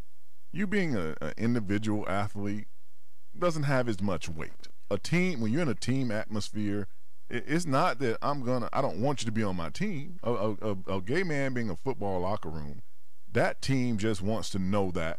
And I'm trying to, I don't want to be getting naked next to you. And that's how you feel. Not saying that you are attracted to me, but there is an amount of being in a locker room where you just pull your clothes off and you're sitting on your stool. Well, I thought we were just having a conversation. I didn't think you were, So what are you doing after the game? But okay, let me just be clear. And not every gay man is attracted to every man anyway. Well, you got 60 different type bodies in there. One of them that's true. with water and he wants to get down with, but water and Dove soap flowing down your back. What can make anyone look a little sexier, can it, Big Kenny? No, I can't agree with that, brother. I just sure can't. There's some things that water and Dove soap it won't make your skin that supple. Thank you. It's just, that's not the endorsement I'm gonna go for. Well, I'm proud of you. Our hats off the Orlando Cruise. Hopefully this comment can get you out of Kissimmee, Florida, because if that's the only level you've made it to, Kissimmee is about 10 miles from Haines City.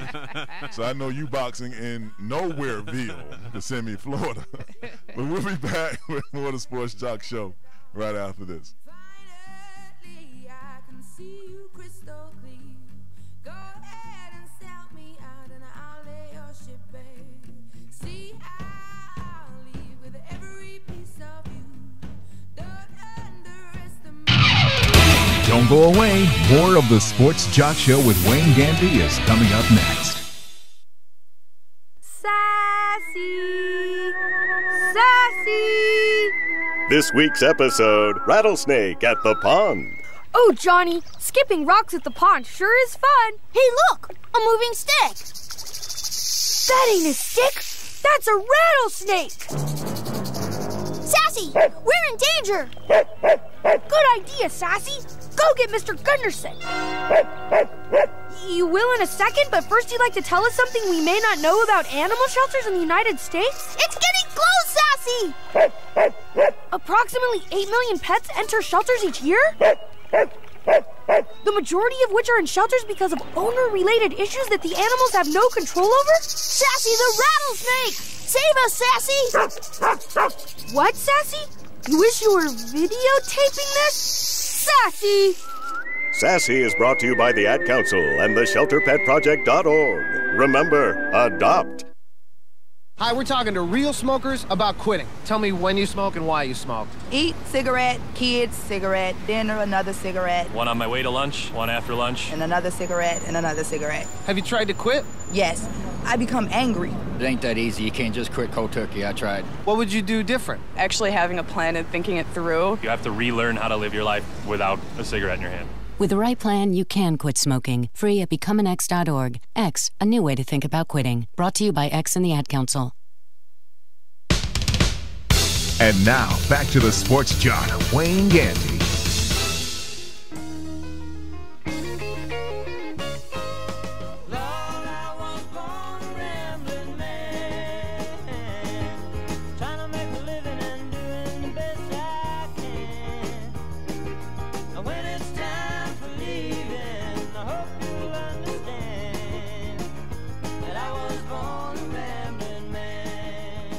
Welcome back to the Sports Jock Show. I'm the Sports Jock, Wayne Gandy, and we just like to take this time to send our condolences out to Ronald Rouse, the 18-year-old South Carolina high school senior who passed away last week. 6'3", 320, had an enlarged heart, made a tackle, and passed out on the sideline. When he got to the hospital, he was pronounced dead. Autopsy showed an enlarged heart. Sad when you hear this.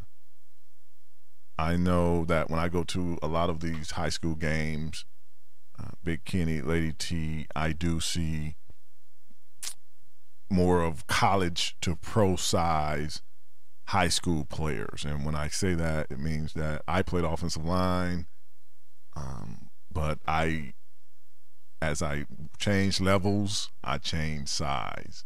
So it wasn't like I was this size in high school. And when I watch this kid, he's 6'3", 320. He weighs more than I ever did, even as a professional athlete. When I was in high school, I was 6'5", 250. When I got to college, I played at I was 6'5", 270. When I got to the pros, my heaviest year, I was about 310. It was a gradual thing as my muscles, because you can put on a lot of muscle weight as you go through these programs. To be 18, already 320, that's a lot on a kid. And I always tell people when I look at games, especially college, and they'll be like, oh, he's a freshman. And I'd be thinking, you were in high school last year? Like, you know, you look like you had to be in college at least 3 years to already be that big. But this is the way sports is going. We want it now. We want these kids to be already ready. There's no leeway. And not saying, you know, not knowing what really contributed to that. I've said on shows before when this has happened that a lot of times I think, I don't know if they're doing enough in high school as far as screening them, what the physical is. I know that when I played, it was basically pee in this cup. Can you touch your toes? You know, they check your spine real quick and kind of sent you out. I'm quite sure it's a little better now. I don't really know. We'd probably have to get someone in here to let us know what the exam is, but to be in the football season and to pass away, sad story. Yeah, and I will say that from what I understand, it could be as simple as you just going to your pediatrician, and they do a look over and say that you're good to go. You know, and then they sign a little waiver, and then you're out of the door. I don't know if it gets more extensive because you are playing a contact sport or what have you, or maybe because you're obese. But technically, you know, I don't know if they're pulling out the EKG machine, you know, the electrocardiogram, and trying to see where your heart is. And I don't know if you can detect a large heart just through, listening through a stethoscope. But, it can be just as easy as, like you said, hey, can you touch your toes? And, hit your knee with the little thing, and then you're out the door. So it is. I hope that this continues to let everyone know that you really got to watch these kids and monitor these kids. Just like you get your teeth cleaned twice a year, you have to go constantly to the doctor when you are playing these contact sports and get checked out. And don't just leave it, Big Kenny, at the responsibility of the school.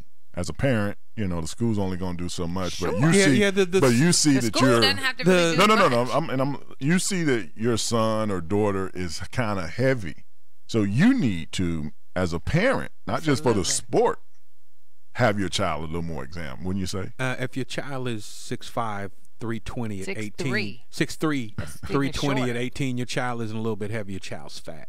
Right. But I do think that it's amazing. We talk all the time about the bottom line and how much money athletics brings to a program.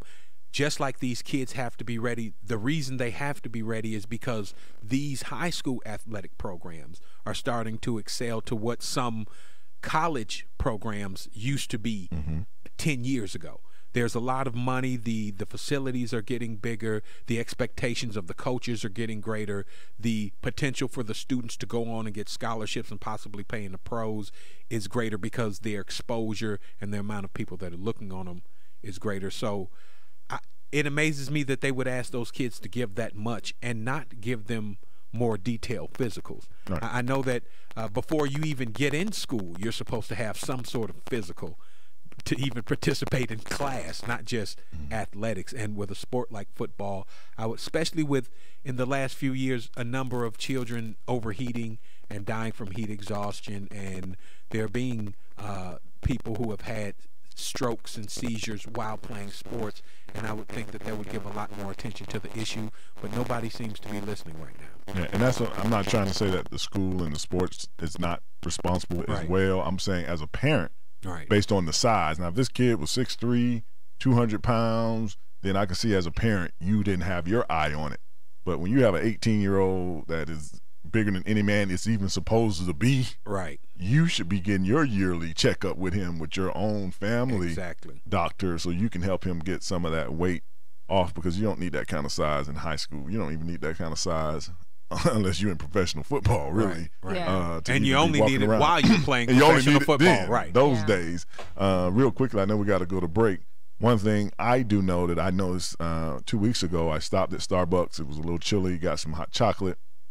A lot of these kids go get espressos and things like that before school. We do know they go in there and they get those 24-ounce mega Venti, Grande. Well, I'm talking about at the 7-Eleven. The big gulps. The big gulps. The 48 ounce. Yeah, the big like the 5-hour energy thing. What's those things in the cooler? They just chug down. Red so Bulls and all you have to be, especially at that age, that's a lot of stimulant. And then go out, and I'm quite sure these kids, especially football players, are probably out there on some 5-hour energy that it does not work well with playing sports. It just makes your heart race. That is supposed to be for sitting in an office. 10 times the caffeine. It will kill you. We'll be back with more of the Sports Jock Show right after this.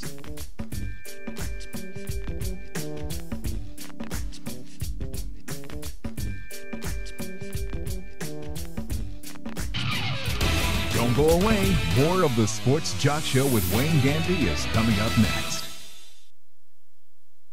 Kids have the craziest ideas about food. Where do they get this stuff? Like eating Brussels sprouts helps you hit home runs. And eating carrots gives you X-ray vision. It's nuts. And I honestly have no idea where my daughter got this notion that broccoli is the official food of professional ballerinas.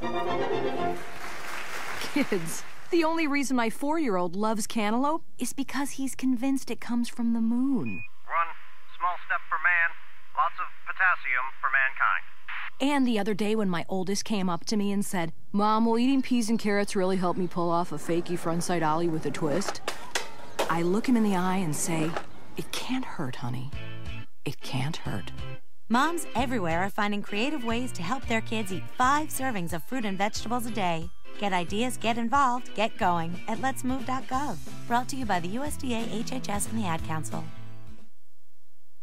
Hi, we're talking to real smokers about quitting. Tell me when you smoke and why you smoke. Eat, cigarette, kids, cigarette, dinner, another cigarette. One on my way to lunch, one after lunch. And another cigarette, and another cigarette. Have you tried to quit? Yes. I become angry. It ain't that easy. You can't just quit cold turkey. I tried. What would you do different? Actually having a plan and thinking it through. You have to relearn how to live your life without a cigarette in your hand. With the right plan, you can quit smoking. Free at becomeanx.org. X, a new way to think about quitting. Brought to you by X and the Ad Council. And now, back to the Sports Jock, Wayne Gandy.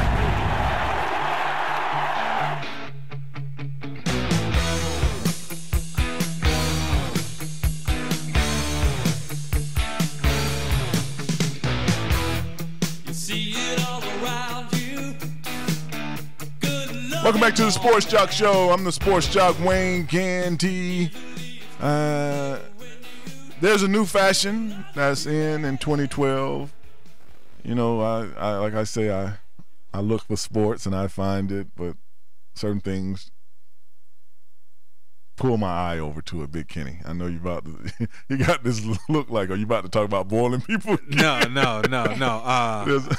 I'm thinking maybe I know where you're going with the fashion thing. Oh, you got this new trend? No. I don't. Oh, okay. They say it's a new trend in that you might see growing, and it's been around for us in the sports world. So for you people who like, well, what does this have to do with sports? When I talk about this, you'll see we have a famous person that this involves is having the gap tooth is the new thing. Strahan. Yes, that Michael Strahan look is the new fashion thing. Like the natural gap in your tooth is the 2012 look.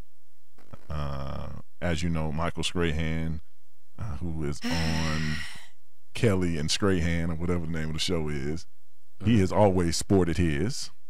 Right. He's never tried to fill it, even with the NFL dental insurance, which is 80-20. So I'm quite sure he could have done it. Do y'all see this being a forever trend?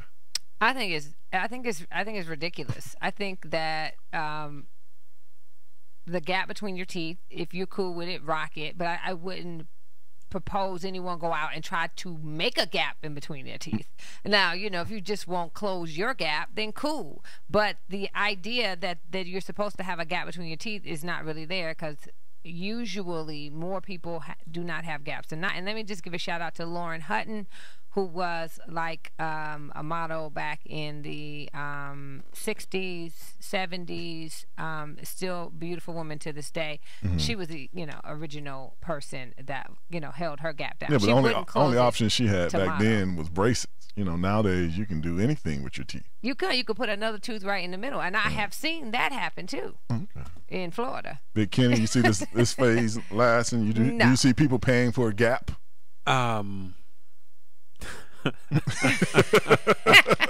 We're still talking about dentistry, right? Yes, okay, yes. Yeah.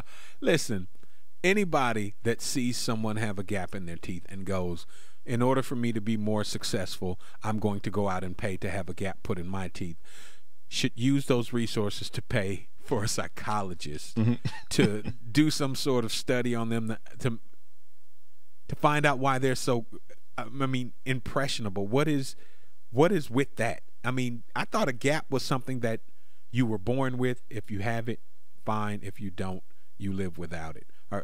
And who dictates the gap being the end look? Just because Michael Strahan got opposite Kelly, now we all have to go out and get a hole in the front of our face? Right. I don't think so. I can't believe it's a trend. Like, who said it was a trend? Who is Well, they say a lot of the Victoria's Secret models, if you look through the magazines, men like to look through the magazines, are rocking the gap.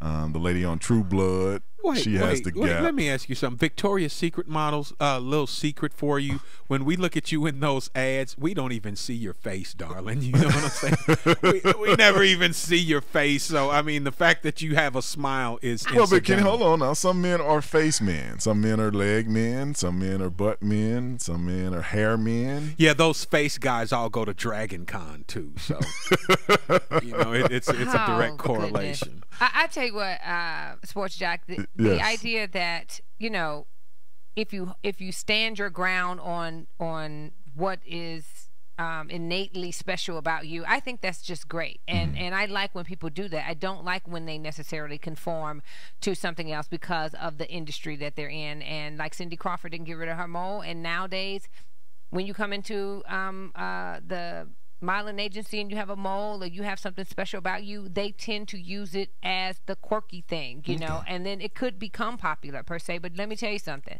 They're not going to let anybody in. Some gaps need to be closed. That's all I'm going to say. So gaps. We'll see where the gap go. Up top and go. down below.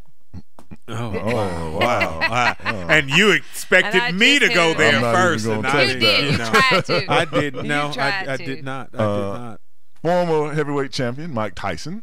He has his gap, right? He has gaps in a lot of places in his head. And it makes him feel like he's ludicrous. It's ludicrous. His visa has been revoked. But I still have my American Express. I still have it.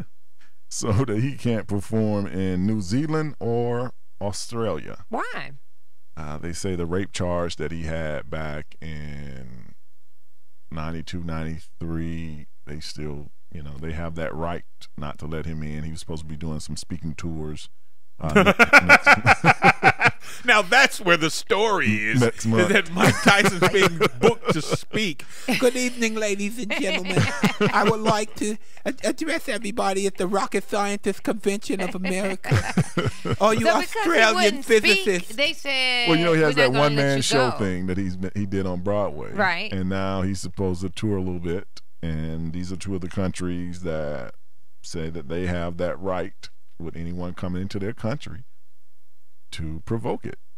And that, you know, Mike said that is his unfair practice. But are you really going to be like, oh man, y'all gonna let that rape thing stand in between me and us being friends? Really, Mike? Let it go. Yeah. Just don't go to those countries. So it's the other countries saying they don't want him to come. Correct. Okay, got you. That makes sense. Yeah, because he's the scary raper guy. That's why they don't want him there. Australia. Sure. Yeah, that's what I'm saying, Mike. It's your fault. Let it go. A good producer. Am I saying Australia right for you today? No. How do I suppose to say it? Let everybody know this is how you say it. Australia, mate. It's just basically Australia. It's just Aussie. It's Australia, mate. Blooming onion. Yeah. I mean, now, do you think people out there heard the difference between me and him saying that? Yeah, because he said it with more flair. Australia, like that. Like he hanging out with Orlando Cruz. Whatever. You can listen to the Sports Jock say Australia later on this week on Fridays on CBS 46 Atlanta. You can watch the SEC pre-show with the Sports Jock. I love that show, Wayne. I never watched that show until you got on it. Me either. Yeah. They better be lucky to have you over there to break down the football. Well, we're going to come back after the commercial, talk some NBA. The new flopping rule is I'm going to start flopping up in here. Every time I feel some male chauvinistic stuff, I'm just going to flop away from this. You should just stay on the ground. That's not the kind of flop I'm looking for, dear. We'll be back after this. Pass before my eyes a curiosity. More of the Sports Jock Show with Wayne Gandy coming up next.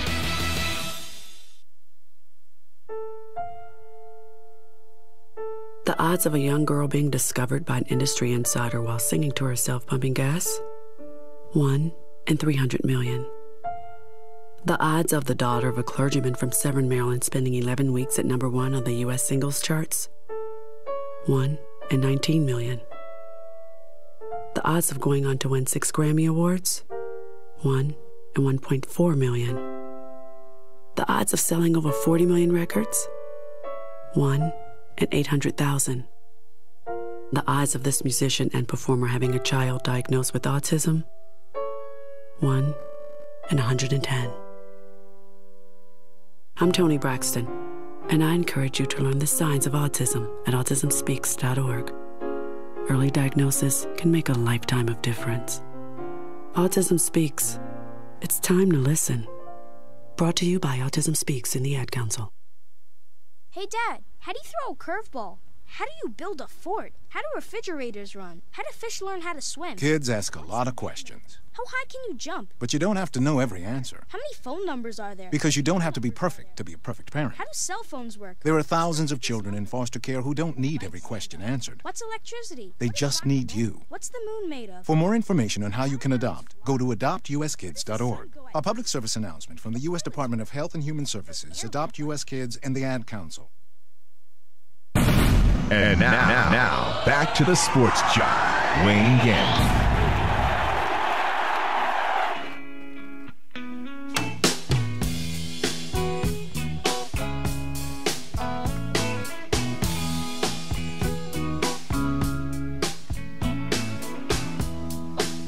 Welcome back to the Sports Jock Show. I'm the Sports Jock, Wayne Gandy. NBA preseason kicked off yesterday. Really? Just for all you people that may not have known. Even here in Atlanta, the Heat, the champion Heat, NBA champion Heat came to play our Hawks. They played yesterday at 2 p.m. Wow. The Hawks prevailed. Dwayne Wade did not play. LeBron James only played a few minutes. The new look Hawks won the game, but this is preseason game.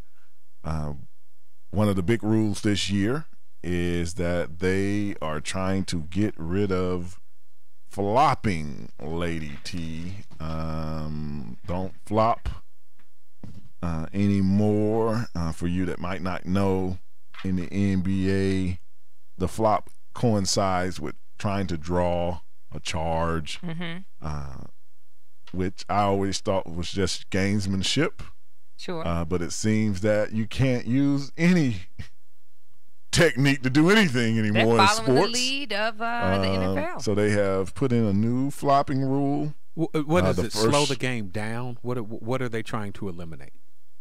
I guess they're trying to eliminate the refs having to work. The refs having to work. Having to do their job, maybe. Which is crazy because I'm like, hey, if you can get someone, if you got the skills, Dennis Rodman was great at it.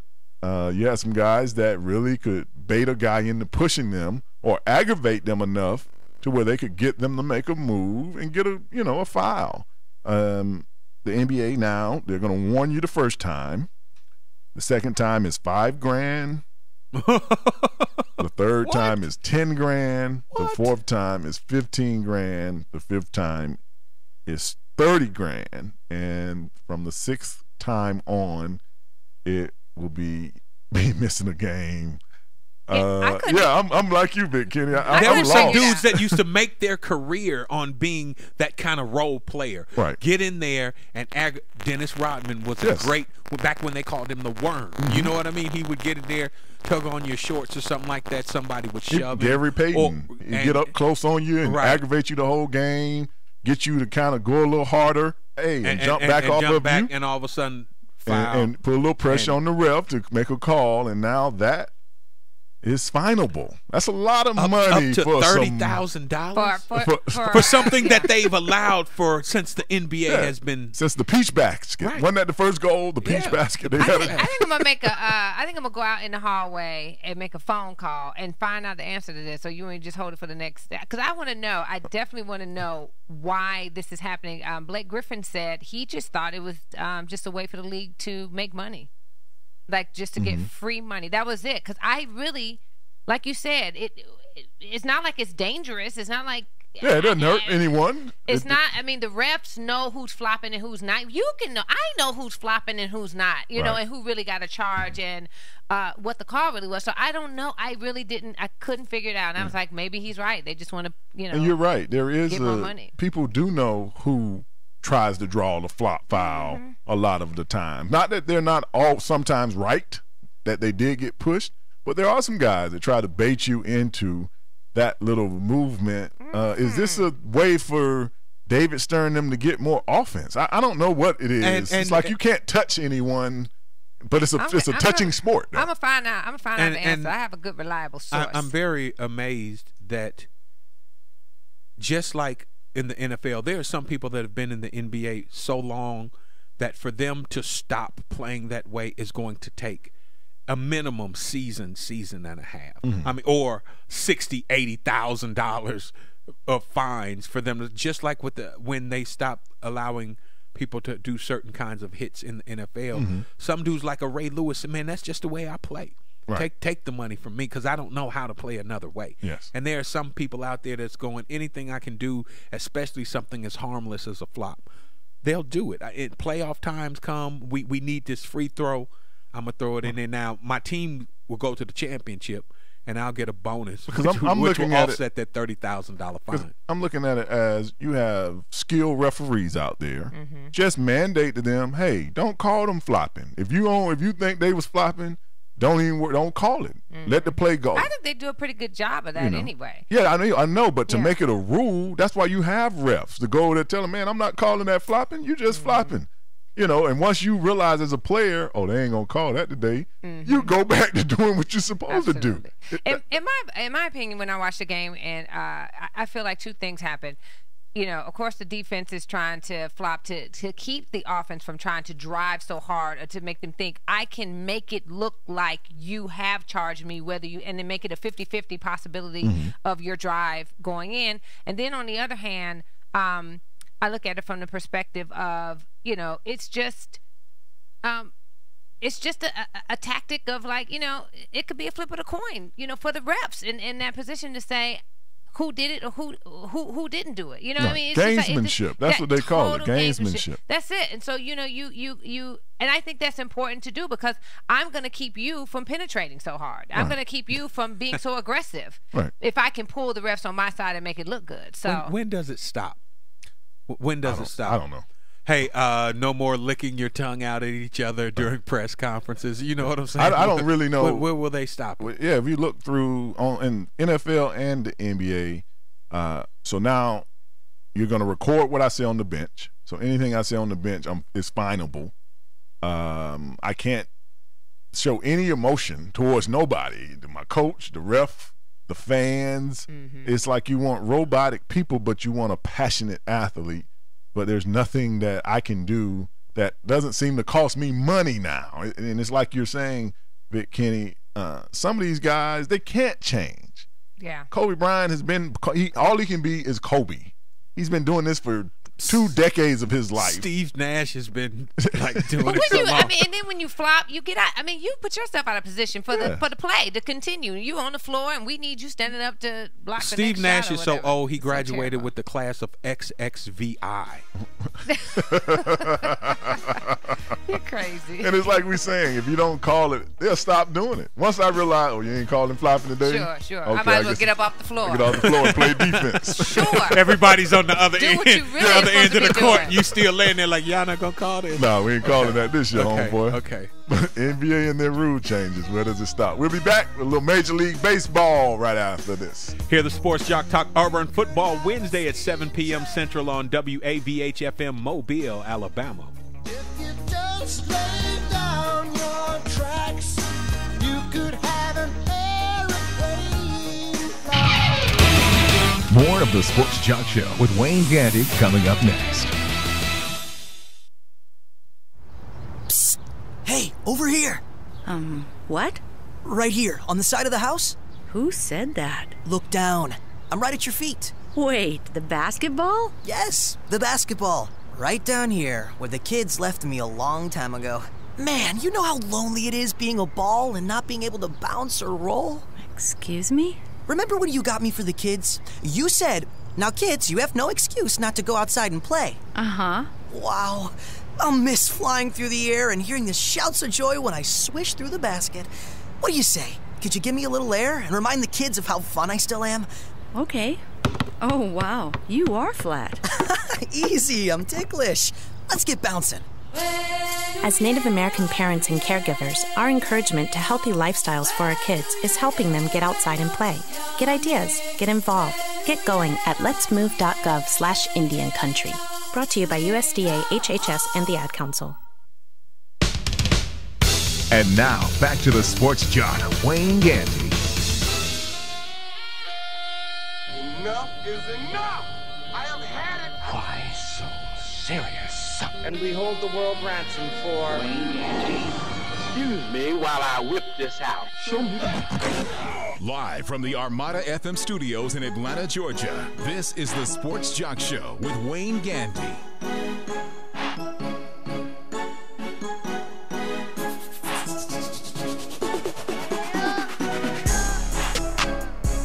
Welcome back to the Sports Jock Show. I'm the Sports Jock, Wayne Gandy.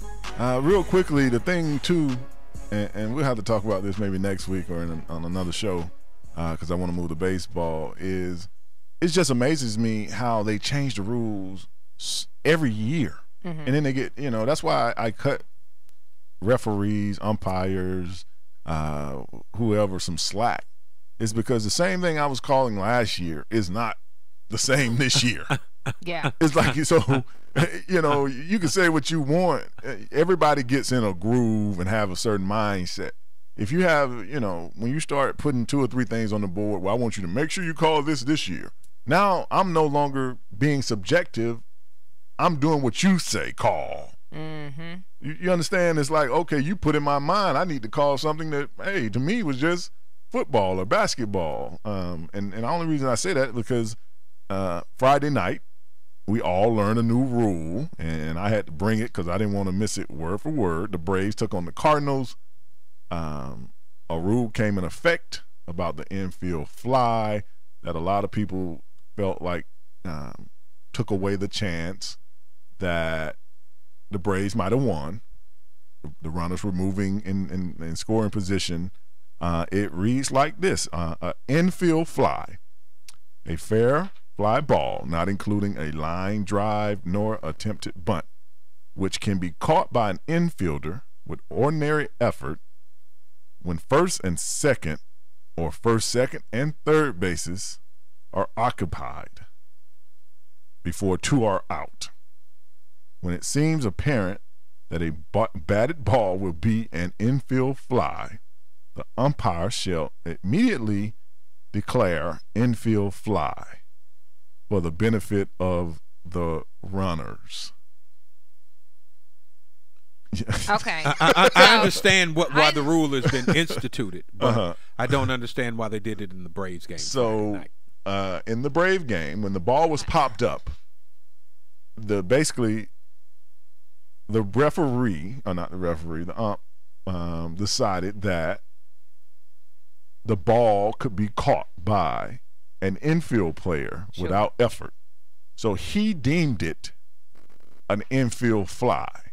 Without it actually being caught. Without it being caught in the air. I don't understand that. Since it was deemed an infield fly, the runners could only move so far at that point. Yeah, that's what everybody's sitting here thinking. The ball drops in, and everybody had to stay where they were.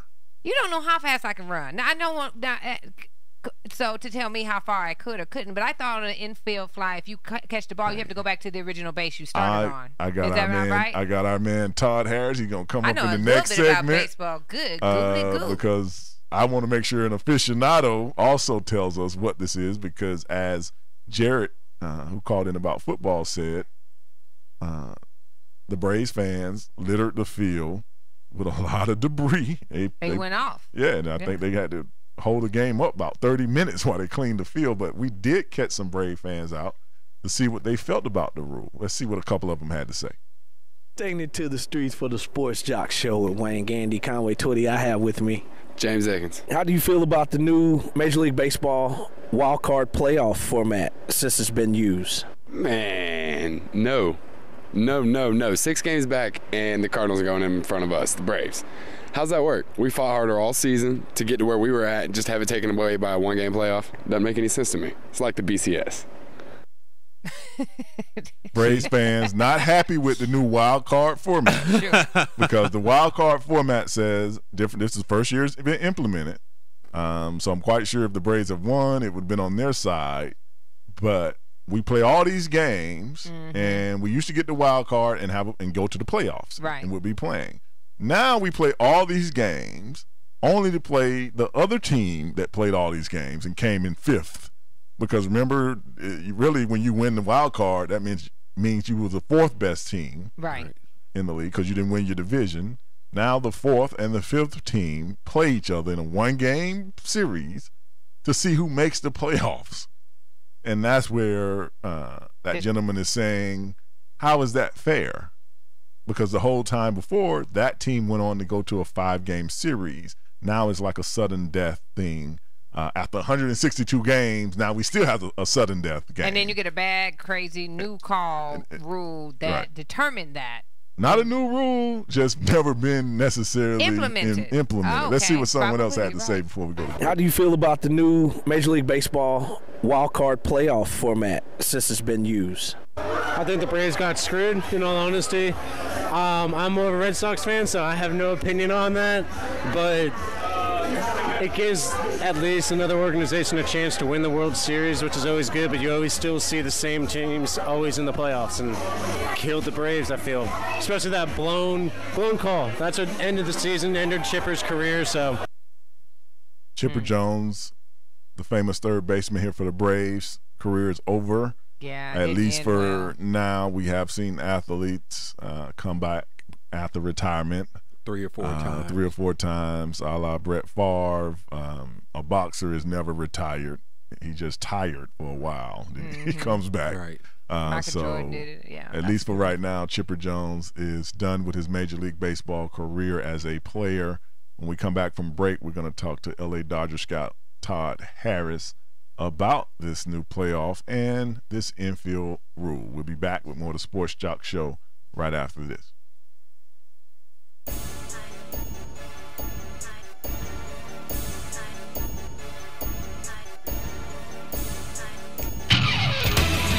More of the Sports Jock Show with Wayne Gandy coming up next. Go Caleb! Come on, hit a homer, Jesse! Let's go, guys! Hey, did you guys know that kids who play sports earn more money when they grow up? Of course. I knew that. Hey, did you guys know that kids who read books have a bigger vocabulary? Oh, yeah, absolutely. Mm-hmm. Wow, jinx. Did you guys know that friendly children have more friends? Mm-hmm. Oh, yeah, yeah. That's true. I knew that. Did you guys know that winter babies are better at music? Everyone knows that. Oh, yeah? Yeah, it's pretty obvious. Yeah, so obvious. Oh, hey, guys, did you know that most people think they're using the right car seat for their kid, but they're not?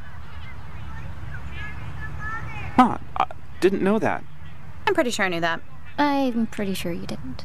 Parents who really know it all know for sure that their child is in the right car seat at the right age and size. Visit safercar.gov/the-right-seat to make sure your child is protected. Brought to you by the National Highway Traffic Safety Administration and the Ad Council. The forest is a treasured and magical place. Hello, Bambi. Hello, little prince. Hello. Hello there. But a wildfire can destroy its beauty for a lifetime. It's always wildfire season somewhere in America. Nearly 9 out of 10 wildfires nationwide are caused by the carelessness of humans and could be prevented. But together, we can make a difference. Watch what I can do. Help protect the home of our forest friends. He can call me a flower if he wants to. To find out more, log on to SmokeyBear.com. Only you can prevent wildfires. This message has been brought to you by the U.S. Forest Service, the National Association of State Foresters, and the Ad Council. Come on! You can do it! And now, back to the Sports Jock, Wayne Gandy. Taking it to the streets for the Sports Jock Show with Wayne Gandy, Conway Twitty. I have with me Nick Costello. Nick, how do you feel about the new Major League Baseball wild card playoff format since it's been used?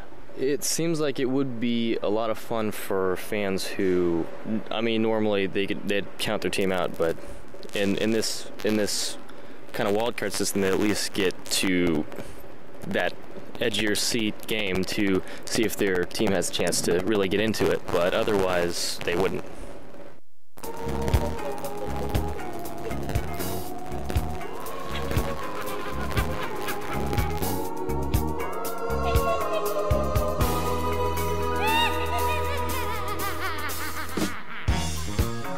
Welcome back to the Sports Jock Show. I'm the Sports Jock, Wayne Gandy. We are talking Major League Baseball, and when we do that, we like to reach out to our man, L.A. Dodgers scout, not Michael Jackson, and book it down. Mr. Todd Harris, L.A. Dodgers scout. Todd, are you there? Yeah, how you doing today, Big Wayne? I'm doing great. You know, the playoffs have started, and we already have some controversy, and I just needed you to weigh in first and foremost.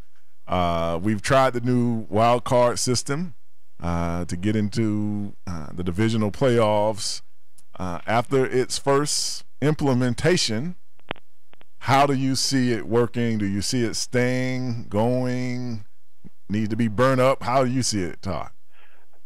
I actually see it as a good thing for Major League Baseball, just because I think for the last 4 or 5 years, the sport's been kind of, I mean, like you said, it's tough for you to even go watch a Major League game and stay there for the whole entire game. So I think it has sparked the interest of just the casual fan, just because, like I said, their team can stay in a little bit longer and have a chance to make a push. And I guess the prime example that I can use, the Texas Rangers had the lead from the beginning of the Major League season until the last day of the Major League season. The last day of the Major League season, the Oakland A's kind of overtook them. And so I think that example alone has kind of got the wild card here to stay, in my opinion. I just think it was good for baseball down the stretch, and it really it forces your hand to kind of really play 182 games, which is already a long season in itself. So I do think it's a good thing that's here to stay. Well, here in Atlanta, this past Friday night, playoff game, wild card playoff game between the Cardinals and the Braves. Controversial call. I'm quite sure you have seen and heard and read everything about it. You might even knew the rule. To our listeners and even to, you know, the panel of us, because we kind of understand what it's saying, but is it the right rule to have in place? Actually, I've never kind of liked the infield fly rule because I think it just kind of gives the defense a kind of an unfair advantage as far as in that particular situation, because I think you still have to make the play. I mean, I still think you have to make the routine play, and as you see right there, not saying that realistically cost the Braves the game, but it's kind of an interpretation type rule. I mean, if realistically the ball is on the infield where an infield is directly under the baseball, typically you're going to say that's an infield fly and the batter's out right there. But when the player has to go back 10 or 15 feet, that's a judgment type call right there. And then I just think that it just goes up in the air, and depending on which umpire it is who's going to determine to make that play. Just think it's too much gray area in that situation, and unfortunately I think it probably could cost the Braves a chance to get back in that game and do what they had to do to make and score some runs in that inning. But I just think it's too judgmental when it's that gray area when the outfielders come in and the infielders going back, and it's that in-between ball. I just don't think that should be an infield fly rule in that situation, and I think that's what makes it tough, and I think that's why the swallow as far as with the Braves organization right now. Well, Todd, one last question before I let you go, because we're having some technical difficulties, and if you watch this show, you do know is Todd still there? Oh, they dropped Todd. Like I said Wednesday and last Monday, 888-926-7562, or hit me on the sportsjock.com with your resumes. In a minute, I'm going to be standing outside on the if on you the porch going, "Hey, does anybody need a job?" Direct message me on Twitter. I give out my personal phone number. Just give me a call right now. Let's do something. As long as your blood pressure isn't high, I probably will give you the job here. But Todd, even himself, we're trying to get Todd back on the line if possible, saying that he, just like you alluded to, Lady T, I have to give you kudos on there. Make Somebody the still got to make the play, right? Make the play, because I could mess the play up, and then it could have changed the whole thing. That's almost kind of like, oh, you were gonna sack him. I'm gonna stop you before you sack him because I saw it coming. And that's like the in the grass rule that they had in the NFL. If you grabbed him and he was in the grass, then the play stops. But there are a lot of people with the advent of people like Michael Vick and RG3 coming into the league now. You grab that dude. When is the quarterback down? When is the quarterback down? He can get out of it and run. So. I don't know, man. This infield fly stuff. Well, we do have Todd, L.A. Dodger scout Todd Harris back on the line. Todd, thank you for your patience and putting up with my two producers. They try, man. They good-hearted. They organ donors. We're gonna change I've seen their their owners organ. We're gonna change the name from. We're gonna change the name. Well, from don't the let good it be a brain donation though. You just want to make it something you can give up, like a kidney. We're gonna change the name from the good producer and the bad producer to the bad producer and the worst producer. Well, Todd, one other thing happened. Not only did the Braves lose and got knocked out the playoffs, Chipper Jones' storied career came to an end. Rank him as not necessarily in Major League Baseball, but as Braves. Is he the number one Brave of all time? I would have to say at this point, prior to the season starting, I probably wouldn't have said he would be the number one guy, but at this particular time, I think he is. I mean, I think he's the all-time Brave as far as recognition because, I mean, he's played for 20 years, and I mean that is a long time to play at one organization in these days, and especially with the culture of free agency and just kind of the ins and out of the sport and how after 2 or 3 years they're going to get rid of you if you're not kind of producing, and that contract kind of comes up at a particular time. And for somebody to stay here in Atlanta with one ball club for that long, I think I think he is the all-time Brave. Now, don't get me wrong. I think Hank Aaron, is Lord Hank Aaron, but I think the majority of his years prior to coming to Atlanta, he was with the Milwaukee Braves. So if Hank would have been here with the Braves for his entire Major League career, then obviously I'm going to have to say Hank Aaron is the all-time Brave. But at this particular point with Chipper Jones, I think he's probably second or third all-time as far as switch hitters in Major League history, and so those numbers just kind of pop out at you, and all of those are with Atlanta, and I guess that's why I'm gonna probably say he is. But don't get me wrong, I think Hank Aaron deserves as much recognition, as much respect that the Atlanta Braves can give him. But I just think him starting out his career early on with another organization, I think that kind of throws me over the top with Chipper Jones as far as that's concerned.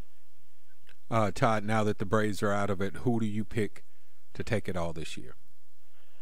I'm gonna have to go with Dusty Baker. It's just something about Dusty that I kind of like, and I like Brandon Phillips. He's a guy from the Atlanta area, went to Redan High School, and I just think he's kind of going to put Cincinnati Reds on his back and kind of take him to the World Series, and hopefully I think they will win it. But I'm just a big Dusty Baker fan, and I always have been. I just feel like at this point the Reds are getting hot at the right time. But I also feel like the Tigers are a pretty hot team as well. But I'm going with the Cincinnati Reds just because I don't think anybody's giving them the credit and that they deserve as far as been playing good baseball all year long. So I'm going with the Cincinnati Reds. Well, speaking of going with, before I let you go, Bobby Valentine out of Boston Nation, Terry Francona in Indian Nation. The Indians didn't realize you can't go from TV to managing, or just Bobby Valentine is not suited for managing anymore? I don't think he's suited for managing anymore. And I thought he was kind of the right guy to come in and kind of change the culture a little bit with some of the stuff that he kind of believes in. But it just when you're talking about your players and eventually talking about your coaches to the media, I mean, I think I may have fired him that day that he said something. I think right after the press conference, I went down there and said, "Get your stuff and pack it up and get out of here," because I've just never ever heard of a manager talking about his coaches. That's just one thing that you just don't do. I don't care how bad it gets. You never kind of just throw your players out there, and then especially just to throw your your other coaches out there. That's just something that I've never, ever heard a professional coach do. And so at that point, I probably would have told him to get his stuff and pack it right then and get out of town. So that ultimately had to happen at that particular point. So not a good fix. Obviously, I don't think he's going to coach ever in the major leagues again. And I do think that's a good hire for the Indians for Terry Francona. I think he is a good manager and a player's manager as well. Well, thank you, Todd, for calling in and helping us out with the Sports Jock Show baseball report. Sorry for that fall off. Like I said, if you got any uncles or cousins, we are taking producer resumes. It's just too much for these guys. But thank you, Todd. Todd Harris, LA Dodger scout. I do agree with Todd, though. I think sometimes these people on TV, you can stay on television too long and lose contact with managing. That's what I thought happened with Valentine. He was on television for about a decade. You've lost contact. Yep. Now you think you're a media guy calling people out. But we'll be back right after this with more of the Sports Jock Show. Every day I just stay around, then I can't be found. Always asking, give me some, living life like a punk. Time to talk. More of the Sports Jock Show with Wayne Gandy coming up next. Sassy, sassy. This week's episode, Rattlesnake at the Pond. Oh, Johnny, skipping rocks at the pond sure is fun. Hey, look, a moving stick. That ain't a stick. That's a rattlesnake. Sassy, we're in danger. Good idea, Sassy. Go get Mr. Gunderson. You will in a second, but first you'd like to tell us something we may not know about animal shelters in the United States? It's getting close, Sassy! Approximately 8 million pets enter shelters each year? The majority of which are in shelters because of owner-related issues that the animals have no control over? Sassy the rattlesnake! Save us, Sassy! What, Sassy? You wish you were videotaping this? Sassy! Sassy is brought to you by the Ad Council and the ShelterPetProject.org. Remember, adopt. Hi, we're talking to real smokers about quitting. Tell me when you smoke and why you smoke. Eat, cigarette, kids, cigarette, dinner, another cigarette. One on my way to lunch, one after lunch. And another cigarette, and another cigarette. Have you tried to quit? Yes. I become angry. It ain't that easy. You can't just quit cold turkey. I tried. What would you do different? Actually having a plan and thinking it through. You have to relearn how to live your life without a cigarette in your hand. With the right plan, you can quit smoking. Free at becomeanx.org. X, a new way to think about quitting. Brought to you by X and the Ad Council. And now, back to the Sports Jock, Wayne Gandy.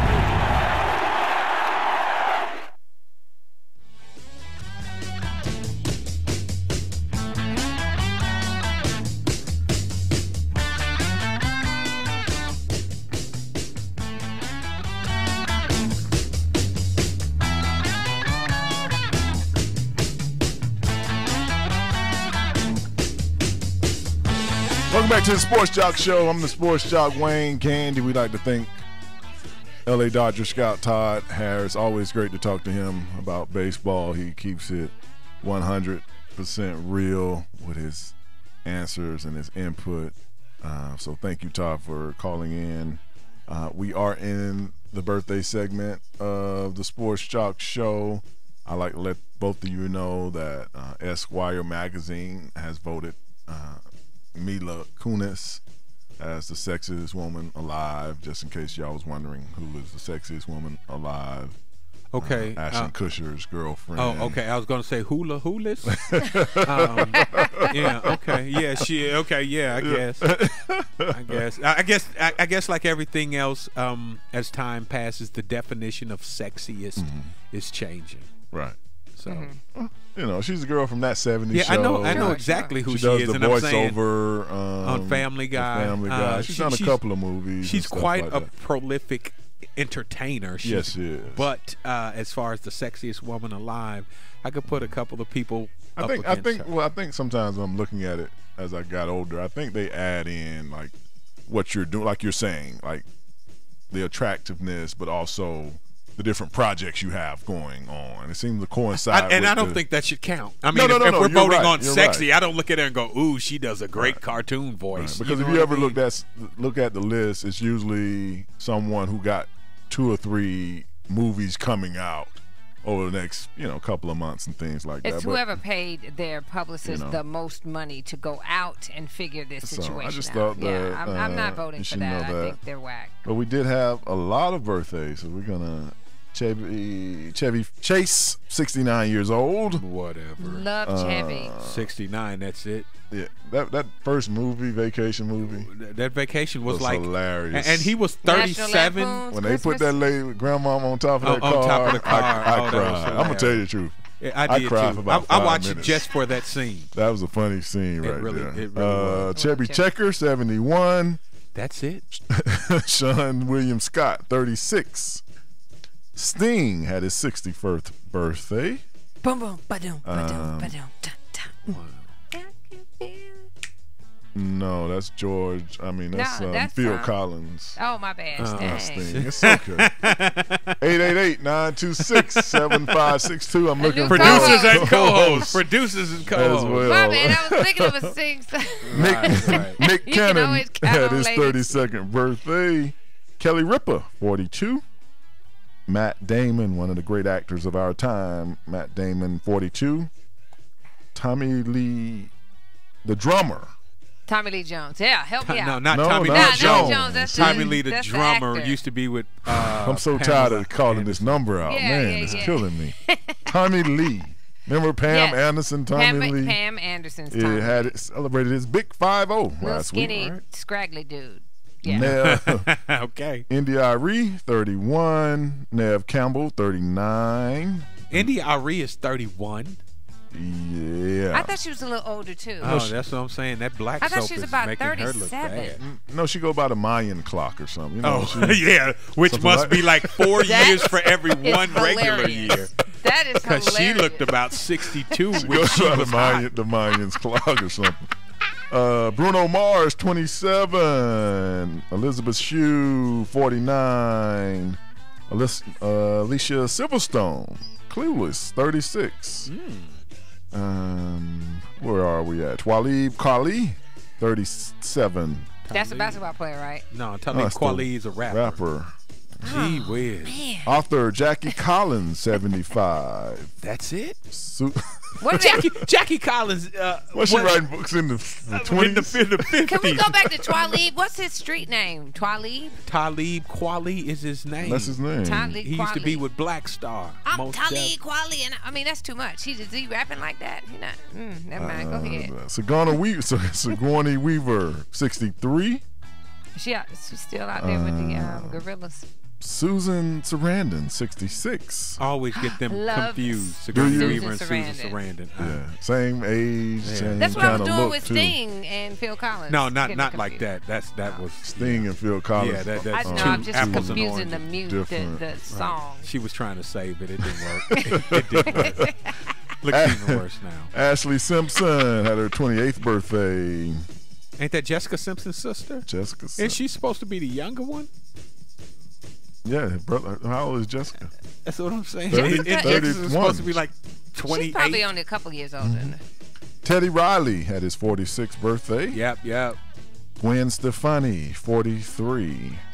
Yeah, she ain't no holler back girl no more. Because ain't nobody trying to holler at her at 43. Yeah, that's all right. She still look good.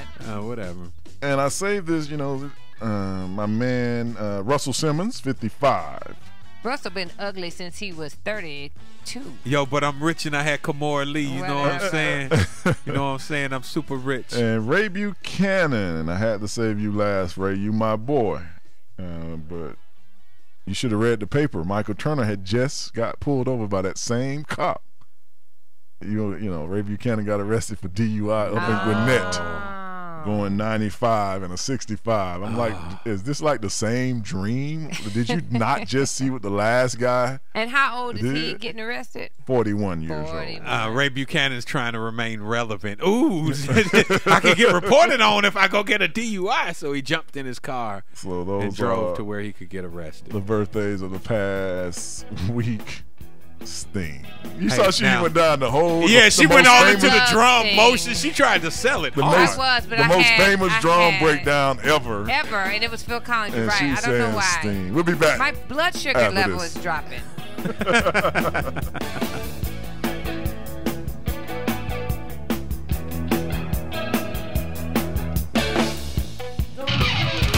Don't go away. More of the Sports Jock Show with Wayne Gandy is coming up next.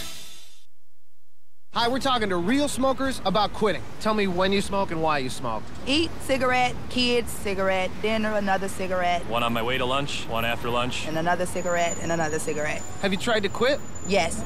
I become angry. It ain't that easy. You can't just quit cold turkey. I tried. What would you do different? Actually having a plan and thinking it through. You have to relearn how to live your life without a cigarette in your hand.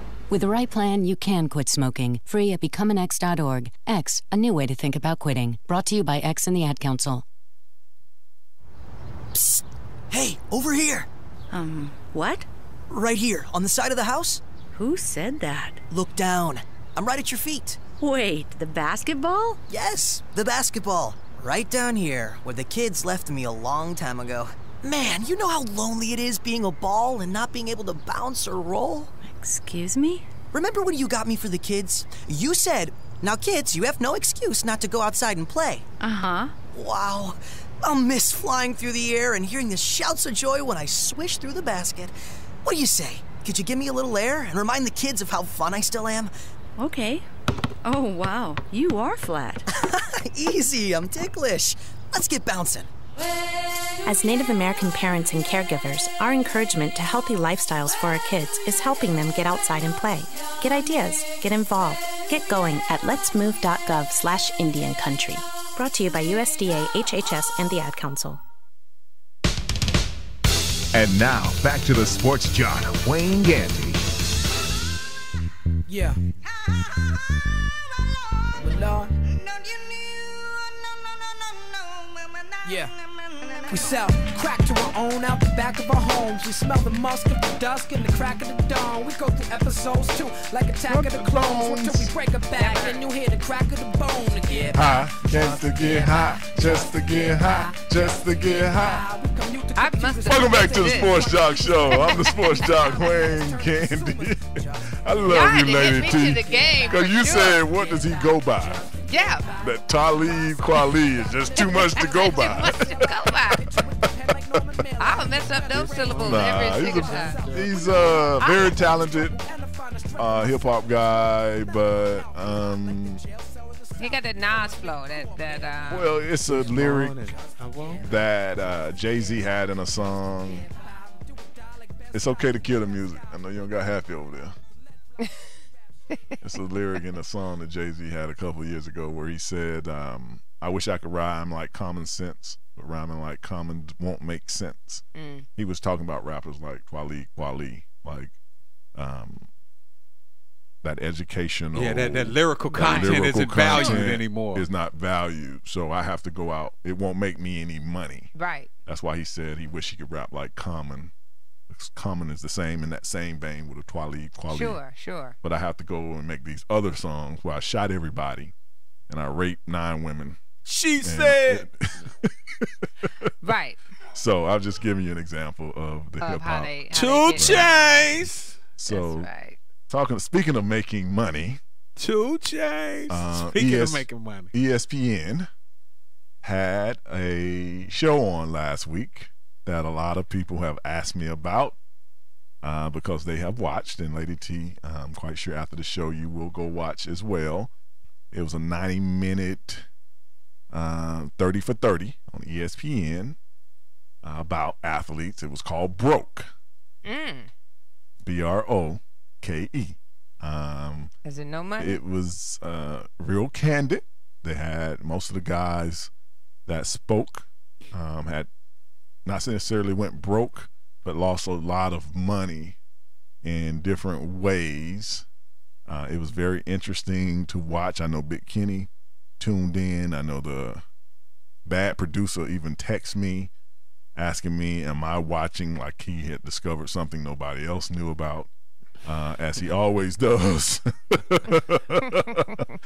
It was. You hear about this thing, sliced bread? It's gonna take over the sandwich world. It was supported by an article back in 2009 that Sports Illustrated put out about 2 years after retirement. 78% of NFL players have gone broke or under financial stress. 5 years of retirement, 60% of NBA are broke. They had such personalities on there as Andre Rison, Leon Searcy, Jamal Mashburn, Bart Scott, who still plays for the Jets. You should see him tonight. Sean Salisbury. They had Kurt Schilling on there, and they had Keith McCants, and about 4 or 5 other people. It was a very, very interesting side to show. They had Herm Edwards, former coach Herm Edwards, as well on there. They had a bunch of investors and Wall Street types telling everybody the different ways they could have invested. Just breaking down how and why different individuals can go broke in their career. It was just funny because it's some of the things they talked about were some of the things I always tried to implement in my life. And it was basically predicated for the most part, and I'll let Big Kenny tell you his experiences watching it, was you have basically kids between the age of 18 and 21 garnering money with the lack of knowledge of how to use money, what money is for. Andre Rison even had a thing where he said he got his first check and went upstairs and asked them who took this money because he didn't know anything about taxes. Wow. I've been in locker rooms where guys ask me, who is FICA? So, you know, a lot of people are surprised to hear things like that, especially when you get to the pros. But remember, guys, first experience with the pros can be at the age as early as 20, 21, 22. And these are some of the matters that this show Broke addressed. Big Kenny, I know you had a chance to check it out. Yeah. I think what stood out most to me is that of all of the people that were on the show, Jamal Mashburn was one of the few who did not go broke. He made sound investments and he made some wise choices with his money. And they didn't have a lot of guys like him. They talked to the guys who squandered their money. They talked to the people who didn't make the wise decisions. And I thought that it was geared towards helping people not end up in that position. And I don't want to talk to a dummy about being smarter. I want to talk to somebody that's done something smart. And it was amazing to me.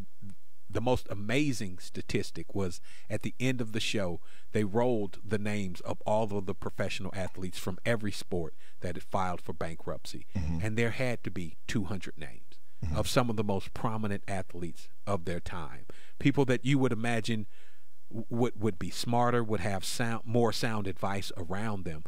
You might be somewhat inexperienced if you come into the league and get millions of dollars at 18, but some of these people play 10, 15, almost 20 years in the league and still end up going broke. I mean, in that time, you could have amassed some knowledge to help you with that money. Well, I was reading about this cat, Cardale Jones, an Ohio State football player who, asked on Twitter, why should he have to go to college? He didn't come to college to study. He came to play football. And that would be the idiot that would not know what to do with your money because you have not educated yourself. And so it just amazes me that they don't seek the right financial help. They don't seek the right guidance. And, you know, just the other day I was, of course, on my gossip columns, and you know, you see Mayweather in the club, you know, making it rain. He just got $50,000 cash he's pulling out of a bag, and he's just throwing it up for the worst looking strippers I've ever seen in my life to boot. And it's you're going to be next. You're going to be Holyfield. You're going to be Tyson. You're going to be there. Well, we'll talk more about it's ridiculous. Not Money Mayweather, baby. Protect yourself at all times. The you know, broke too special, pretty to go broke. You know when what I we mean? come back from commercial. It's ironic that that quarterback you're saying from Ohio State is the third string quarterback. So we'll be back for most of the Sports Jock Show after Even this. Worse.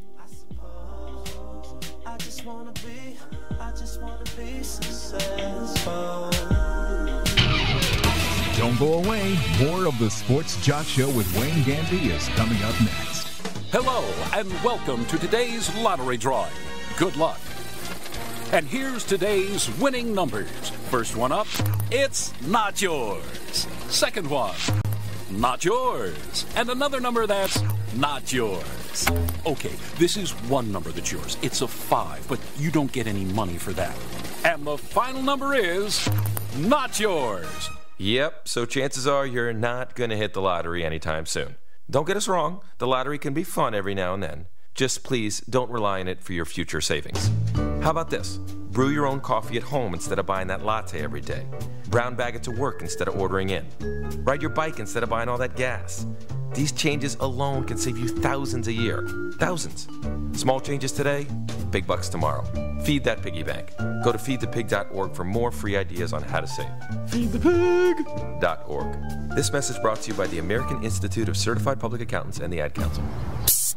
Hey, over here. What? Right here, on the side of the house. Who said that? Look down. I'm right at your feet. Wait, the basketball? Yes, the basketball. Right down here, where the kids left me a long time ago. Man, you know how lonely it is being a ball and not being able to bounce or roll? Excuse me? Remember when you got me for the kids? You said, now kids, you have no excuse not to go outside and play. Uh-huh. Wow. I'll miss flying through the air and hearing the shouts of joy when I swish through the basket. What do you say? Could you give me a little air and remind the kids of how fun I still am? Okay. Oh, wow. You are flat. Easy, I'm ticklish. Let's get bouncing. As Native American parents and caregivers, our encouragement to healthy lifestyles for our kids is helping them get outside and play. Get ideas, get involved, get going at letsmove.gov/Indian Country. Brought to you by USDA, HHS, and the Ad Council. And now, back to the Sports Jock, Wayne Gandy.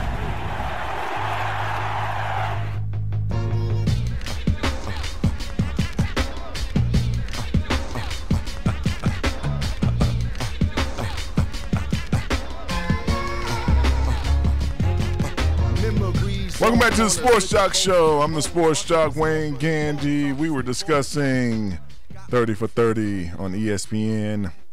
Last week, it was about athletes going broke. It ranged from baseball to football to hockey to basketball, no matter what economic background or wealth you had amassed. It had examples of those people going broke. Most of it, when you listen to it and you get a chance to check it out, it was broken down into bad investments, divorce, child support, just partying, or as Andre Rison said, he had a spending problem. His problem was that he liked to spend money, and if any of you were around to remember watching Andre, he always lived just like that. He did. He A bad moon was rising. He spent a lot of dough in the club I worked in. And it was when I was listening, it just brought back so much because most of it was dead on, especially about how the financial troubles for most athletes occur. When men, or I speak to kids, that's going into the league, I always share with them that Mike Tyson, who made about $200 million in the early 90s, like he had $200 million when $200 million was a lot of money. Sure. Went broke. So that was 20 years ago. We talking about A-Rod money today. Mike Tyson was doing that 2 decades ago, and has found himself at probably, what's Mike, 47, 48. You have no idea how much pigeons cost to feed Sports Jock. It's a lot. I got pigeons. I love the pigeons, and they're just real hard to feed. But Wayne, I mean, when you look at so many professional people who have amassed just a few $100,000 and have managed to turn that into millions and to keep it. I mean, because we all know it takes money to make money.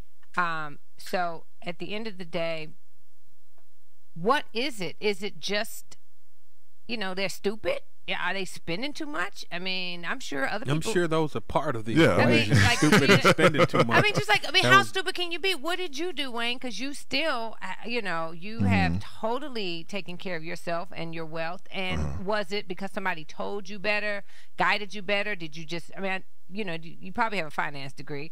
Not probably. You do. That's what you are. Yeah. I was like, with the probably. No, what I said, I didn't mean like you didn't have it. I mean, I know you didn't study literature. You know what I mean? Like, most left tackles are smart, so I could assume that they have some kind of finance business degree. I think if I was going to put the one reason some of the things they were talking about I didn't fall to, it would be first and foremost probably my spirituality, and the second thing that I can control was I was not influenced by what other people thought about me. And if you listen to the piece, you hear them talking about competing, that so-and-so showed up in this, so I'm going to show up in that. I didn't care. They went to the club and bought bottles. I would go stand at the bar. I didn't drink anyway, so it didn't matter. So it would be me and my best friend, James Bostic, and we would just go stand at the bar. It really was never about me impressing another man like that. And when you hear these guys, most of what they were doing, whether it was a car, whether it was an entourage in a club buying bottles, I was the guy, even if I got a VIP section, I every 10 minutes I'd turn around and check, make sure whoever's in here I knew. Right. And if I didn't know, I hit someone like Big Kenny like, hey, you need to get them out of here. Yeah. Because I know what they're going to do. They're going to secretly order a bottle of something, unbeknown to me, because remember the waitress, she just wants a tip. So she's going to keep adding it and adding it and adding it. So I think a lot of it was just that I was never influenced on what other people thought about me or me needing to prove how much money I had. In my opinion, you saw the contract. I'm still around, so that means that I'm still under the contract. So I don't need to go out and get a million things. Do you think they took for granted how much money you actually spend to keep yourself going, like with your agents and anyone else that can take a cut? I mean, you see it in the music industry sometimes too, that you don't realize, oh, you think you balling and having a good time, but then at the end of those record sales, they go, oh, I'm sorry, you made 10 million in record sales, but we racked up 8.9 million in costs, and we're going to recoup that. I think the number one thing they didn't realize is that 10 million is 5 million, 100 million is 50 million. And if you spend the millions before they ever hit the bank, then you don't incur any interest. So if you just flat out spend 30 million of your 50, then none of that money ever made a dime. So you don't have to worry about capital gains, because it never made it to make capital gains. But I think Big Kenny can really say that the whole 90-minute special sounded like, well, you were trying to show off for the next guy. Or whoever it was, whether it was the women, whether it was. It's interesting that you said that. I remember being on the road once, and after a show, we were at the little after party, and one of the comedians was like, "Man, let's get some bottles because we on TV, they expect that." And I was like, "Kill yourself! I'm not about to go out and rack up a bunch of buying bottles money because of what they think." And that changed the way I viewed that dude from I mean, we still work together, but I don't look at him the same anymore. And I'm quite sure you're going to keep hearing stories, and they're going to keep making documentaries like this. We'll be back with more of the Sports Jock Show right after this break. TheSportsJOC.com.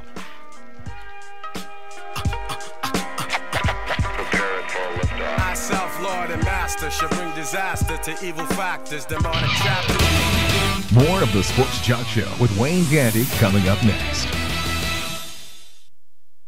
Kids have the craziest ideas about food. Where do they get this stuff? Like eating Brussels sprouts helps you hit home runs.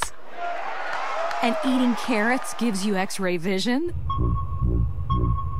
It's nuts. And I honestly have no idea where my daughter got this notion that broccoli is the official food of professional ballerinas. Kids, the only reason my 4-year-old loves cantaloupe is because he's convinced it comes from the moon. One small step for man, lots of potassium for mankind. And the other day when my oldest came up to me and said, "Mom, will eating peas and carrots really help me pull off a fakey frontside ollie with a twist?" I look him in the eye and say, "It can't hurt, honey. It can't hurt." Moms everywhere are finding creative ways to help their kids eat 5 servings of fruit and vegetables a day. Get ideas, get involved, get going at letsmove.gov. Brought to you by the USDA, HHS, and the Ad Council. Hey, Dad, how do you throw a curveball? How do you build a fort? How do refrigerators run? How do fish learn how to swim? Kids ask a lot of questions. How high can you jump? But you don't have to know every answer. How many phone numbers are there? Because you don't have to be perfect to be a perfect parent. How do cell phones work? There are thousands of children in foster care who don't need every question answered. What's electricity? They just need you. What's the moon made of? For more information on how you can adopt, go to adoptuskids.org. A public service announcement from the U.S. Department of Health and Human Services, Adopt U.S. Kids, and the Ad Council. Everybody, let's go, let's go. Ho, ho, ho. Welcome everyone to West High School Spring Fling. Hey, where we at, Alright, I've gone through all the tracks, just move through the beats. Do your thing. All right, everyone, let's hear it for West High's own Brooke Turner, a.k.a. DJ Hook. Scratching at my first school dance takes confidence. So we're getting into college. I've got what it takes. Okay, I went through the practice sessions, I slept good, I feel good. We will now begin the test. Please take out your pencils. I got this. We're all good at something. Maybe it's breakdancing or skateboarding or video games. Whatever you're good at, you had the skills to make it happen. And those same skills will help us get to college. Visit knowhowtogo.org to learn what you should be doing right now to prepare for college. Start taking the steps at knowhowtogo.org. I've got what it takes. So do you. Brought to you by the American Council on Education, Lumina Foundation, and the Ad Council. And now, back to the Sports Jock, Wayne Gandy. The truth is, he will throw your ass in the ocean. It's time to wrap things up on the Sports Jock Show with Wayne Gandy.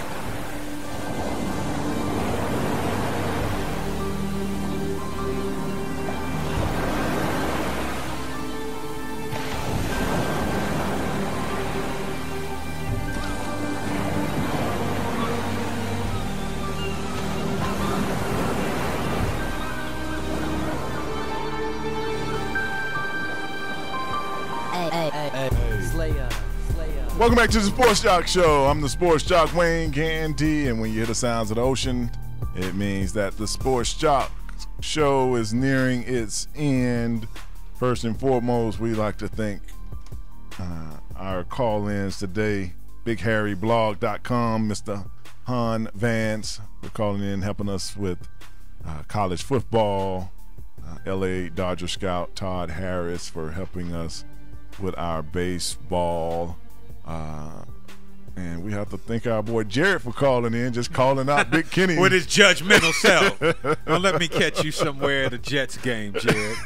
Me and you going to mix it up. He might be in town next week. Hey, he's a Raider fan, that's so what I'm the Falcons play the Raiders You can't next trust Sunday. no dude that lives in New York but is a Raider fan. You supporting two different coasts. Last week, we made NFL picks. The producers were 5-4. The Sports Jock, I was 7-2. Big Kenny, what you end up over there? I ended up 6-2 this week. Okay. You must have stayed off of that Monday night. The Monday night. Yeah, I think I stayed off. Yeah, because I was 7-2. They were 5-4. Yeah, I missed the Monday night game. We have some picks this week. Lady T. I'm going to collect them again and hide them so you can't change them. Well, Nobody can change them. We have the game tonight. Jets going against Houston. No need to ask. Big Kenny is going with the Jets. I know. I'm taking the Texans. And he's only saying that because he knows the Texans are going to win, so no need to ask. No. Jets. I'm telling you. It will happen tonight. I think the Texans are going to Falcons. Wildcat Jesus. Falcons, Raiders next Sunday. Falcons. I got to go with the old Dirty Birds. The Battle of Ohio, Cincinnati versus Cleveland. Cincy. I'm going to go with the Bengals. Go with the Cleveland. They'll be their first win, right? Are y'all on these bets this week? Okay, well, all right. Detroit versus Philly next week. I'm going with Detroit. I'm going to go with the Lions too, Vic Kenny. I'm just not sold on the Tweety Birds yet. The Cowboys versus Baltimore. Ravens. And I'm just going based on what I've been hearing y'all mess up. Great game next week. Great game next week. Giants versus the 49ers. Ooh. 49ers. I'm going with the Niners. I'm going to go with the Niners too. Ooh, that's going to be a tight. I mean, that's the one that I'll be holding my breath on. If I don't have to put too much down on that one, I'm a try and I see games like that. It just says barbecue ribs all over it. Like, it's a real time. Well, what time is the game? Because I'll be over to the house. A game like this says to me it could mess up my whole spreadsheet. You know what I mean? I could have Tommy Knuckles looking for me on Monday like, hey, you know the Giants didn't cover. Oh, no. And the last one is Minnesota versus Washington. I'm going to go with Minnesota. The Vikings. Be good to see if RG3 can bounce back. But with the new NFL concussion rules, you just never know. Real quick before I do my ocean thing, I did see a story that made me laugh when I read it. I was trying not to laugh. I don't know if I was tired, but it just made me laugh. Joseph Panada, he impersonated a cop down in Pinellas County, Florida. So he has his fake badge, his fake gun. He's impersonating a police officer. He pulls up to the McDonald's drive-thru, and he shows him his badge and his gun, and he demands that he get some free food in the drive-thru. That's how I started laughing. Like, you know, some things you be thinking people are just making up, right? So Vic Kenny, he tells him, well, I just came from a sting. Nothing makes me hungrier than taking down terrorists. He had just come from a sting, and he had forgot his wallet. The sting operation. He deserves some free food. And I was sitting there like, you know how I stepped outside of myself like, man, you do know you're laughing, right? I'm sitting there laughing. This man is 33 years old. So, nevertheless, he got caught up in a real sting operation. The people inside called the police, and they caught him and arrested him, found the 2 fake badges in the bag, and they charged him with impersonating a police officer. But that was just but how that made me chuckle. You're right. But as an employee of McDonald's, how fed up do you have to be with crazies to go, you know what, wait right there, sir. Pull up. We're gonna pull up to the, it'll be out in just a minute. Hello, police. We're making fresh come ones. Get this fresh guy. Big Mac for you. Most people would have just went like, hey, pull on, man, we don't have anything for you. But they turned him in. Good for them. I found myself laughing by myself at a story. That's hard to do. Wow. But this is the ocean, and it gives the time for the sports jock to vent. And this week, we've heard this story before. Athletic director is out. He wants a little side piece. This might be familiar to people here, especially in Georgia. So he goes to the block that's hot with the prostitutes, and he tries to get him a piece. It's 5 p.m. The athletic director of the Citadel, Mr. Robert Plunkett, at 5 p.m. solicits an undercover police officer. She tells him to meet him on the other street. He says, "Sure, I will." She reapproaches. He says, "How much for a little oral?" She says, $75. He says, "I have 30. At that point, she arrested him. Hey, I'm not making this stuff up. I know y'all think I'm not a joke writer. Trust me, I played football. Math was my subject. I wasn't a great. So for you being the athletic director at the Civil, did you not hear of a guy named Evans for Georgia who just went through this whole thing, man? So Robert Pluckett. Walk the plank. Thank you for tuning in to the sports. 83 Pluck him prices. right on in the ocean. My $30 for some oral, man. For the Sports Jock Show, Big Kenny. They need Lady a union. T. We'll see y'all next Monday. Bye, y'all.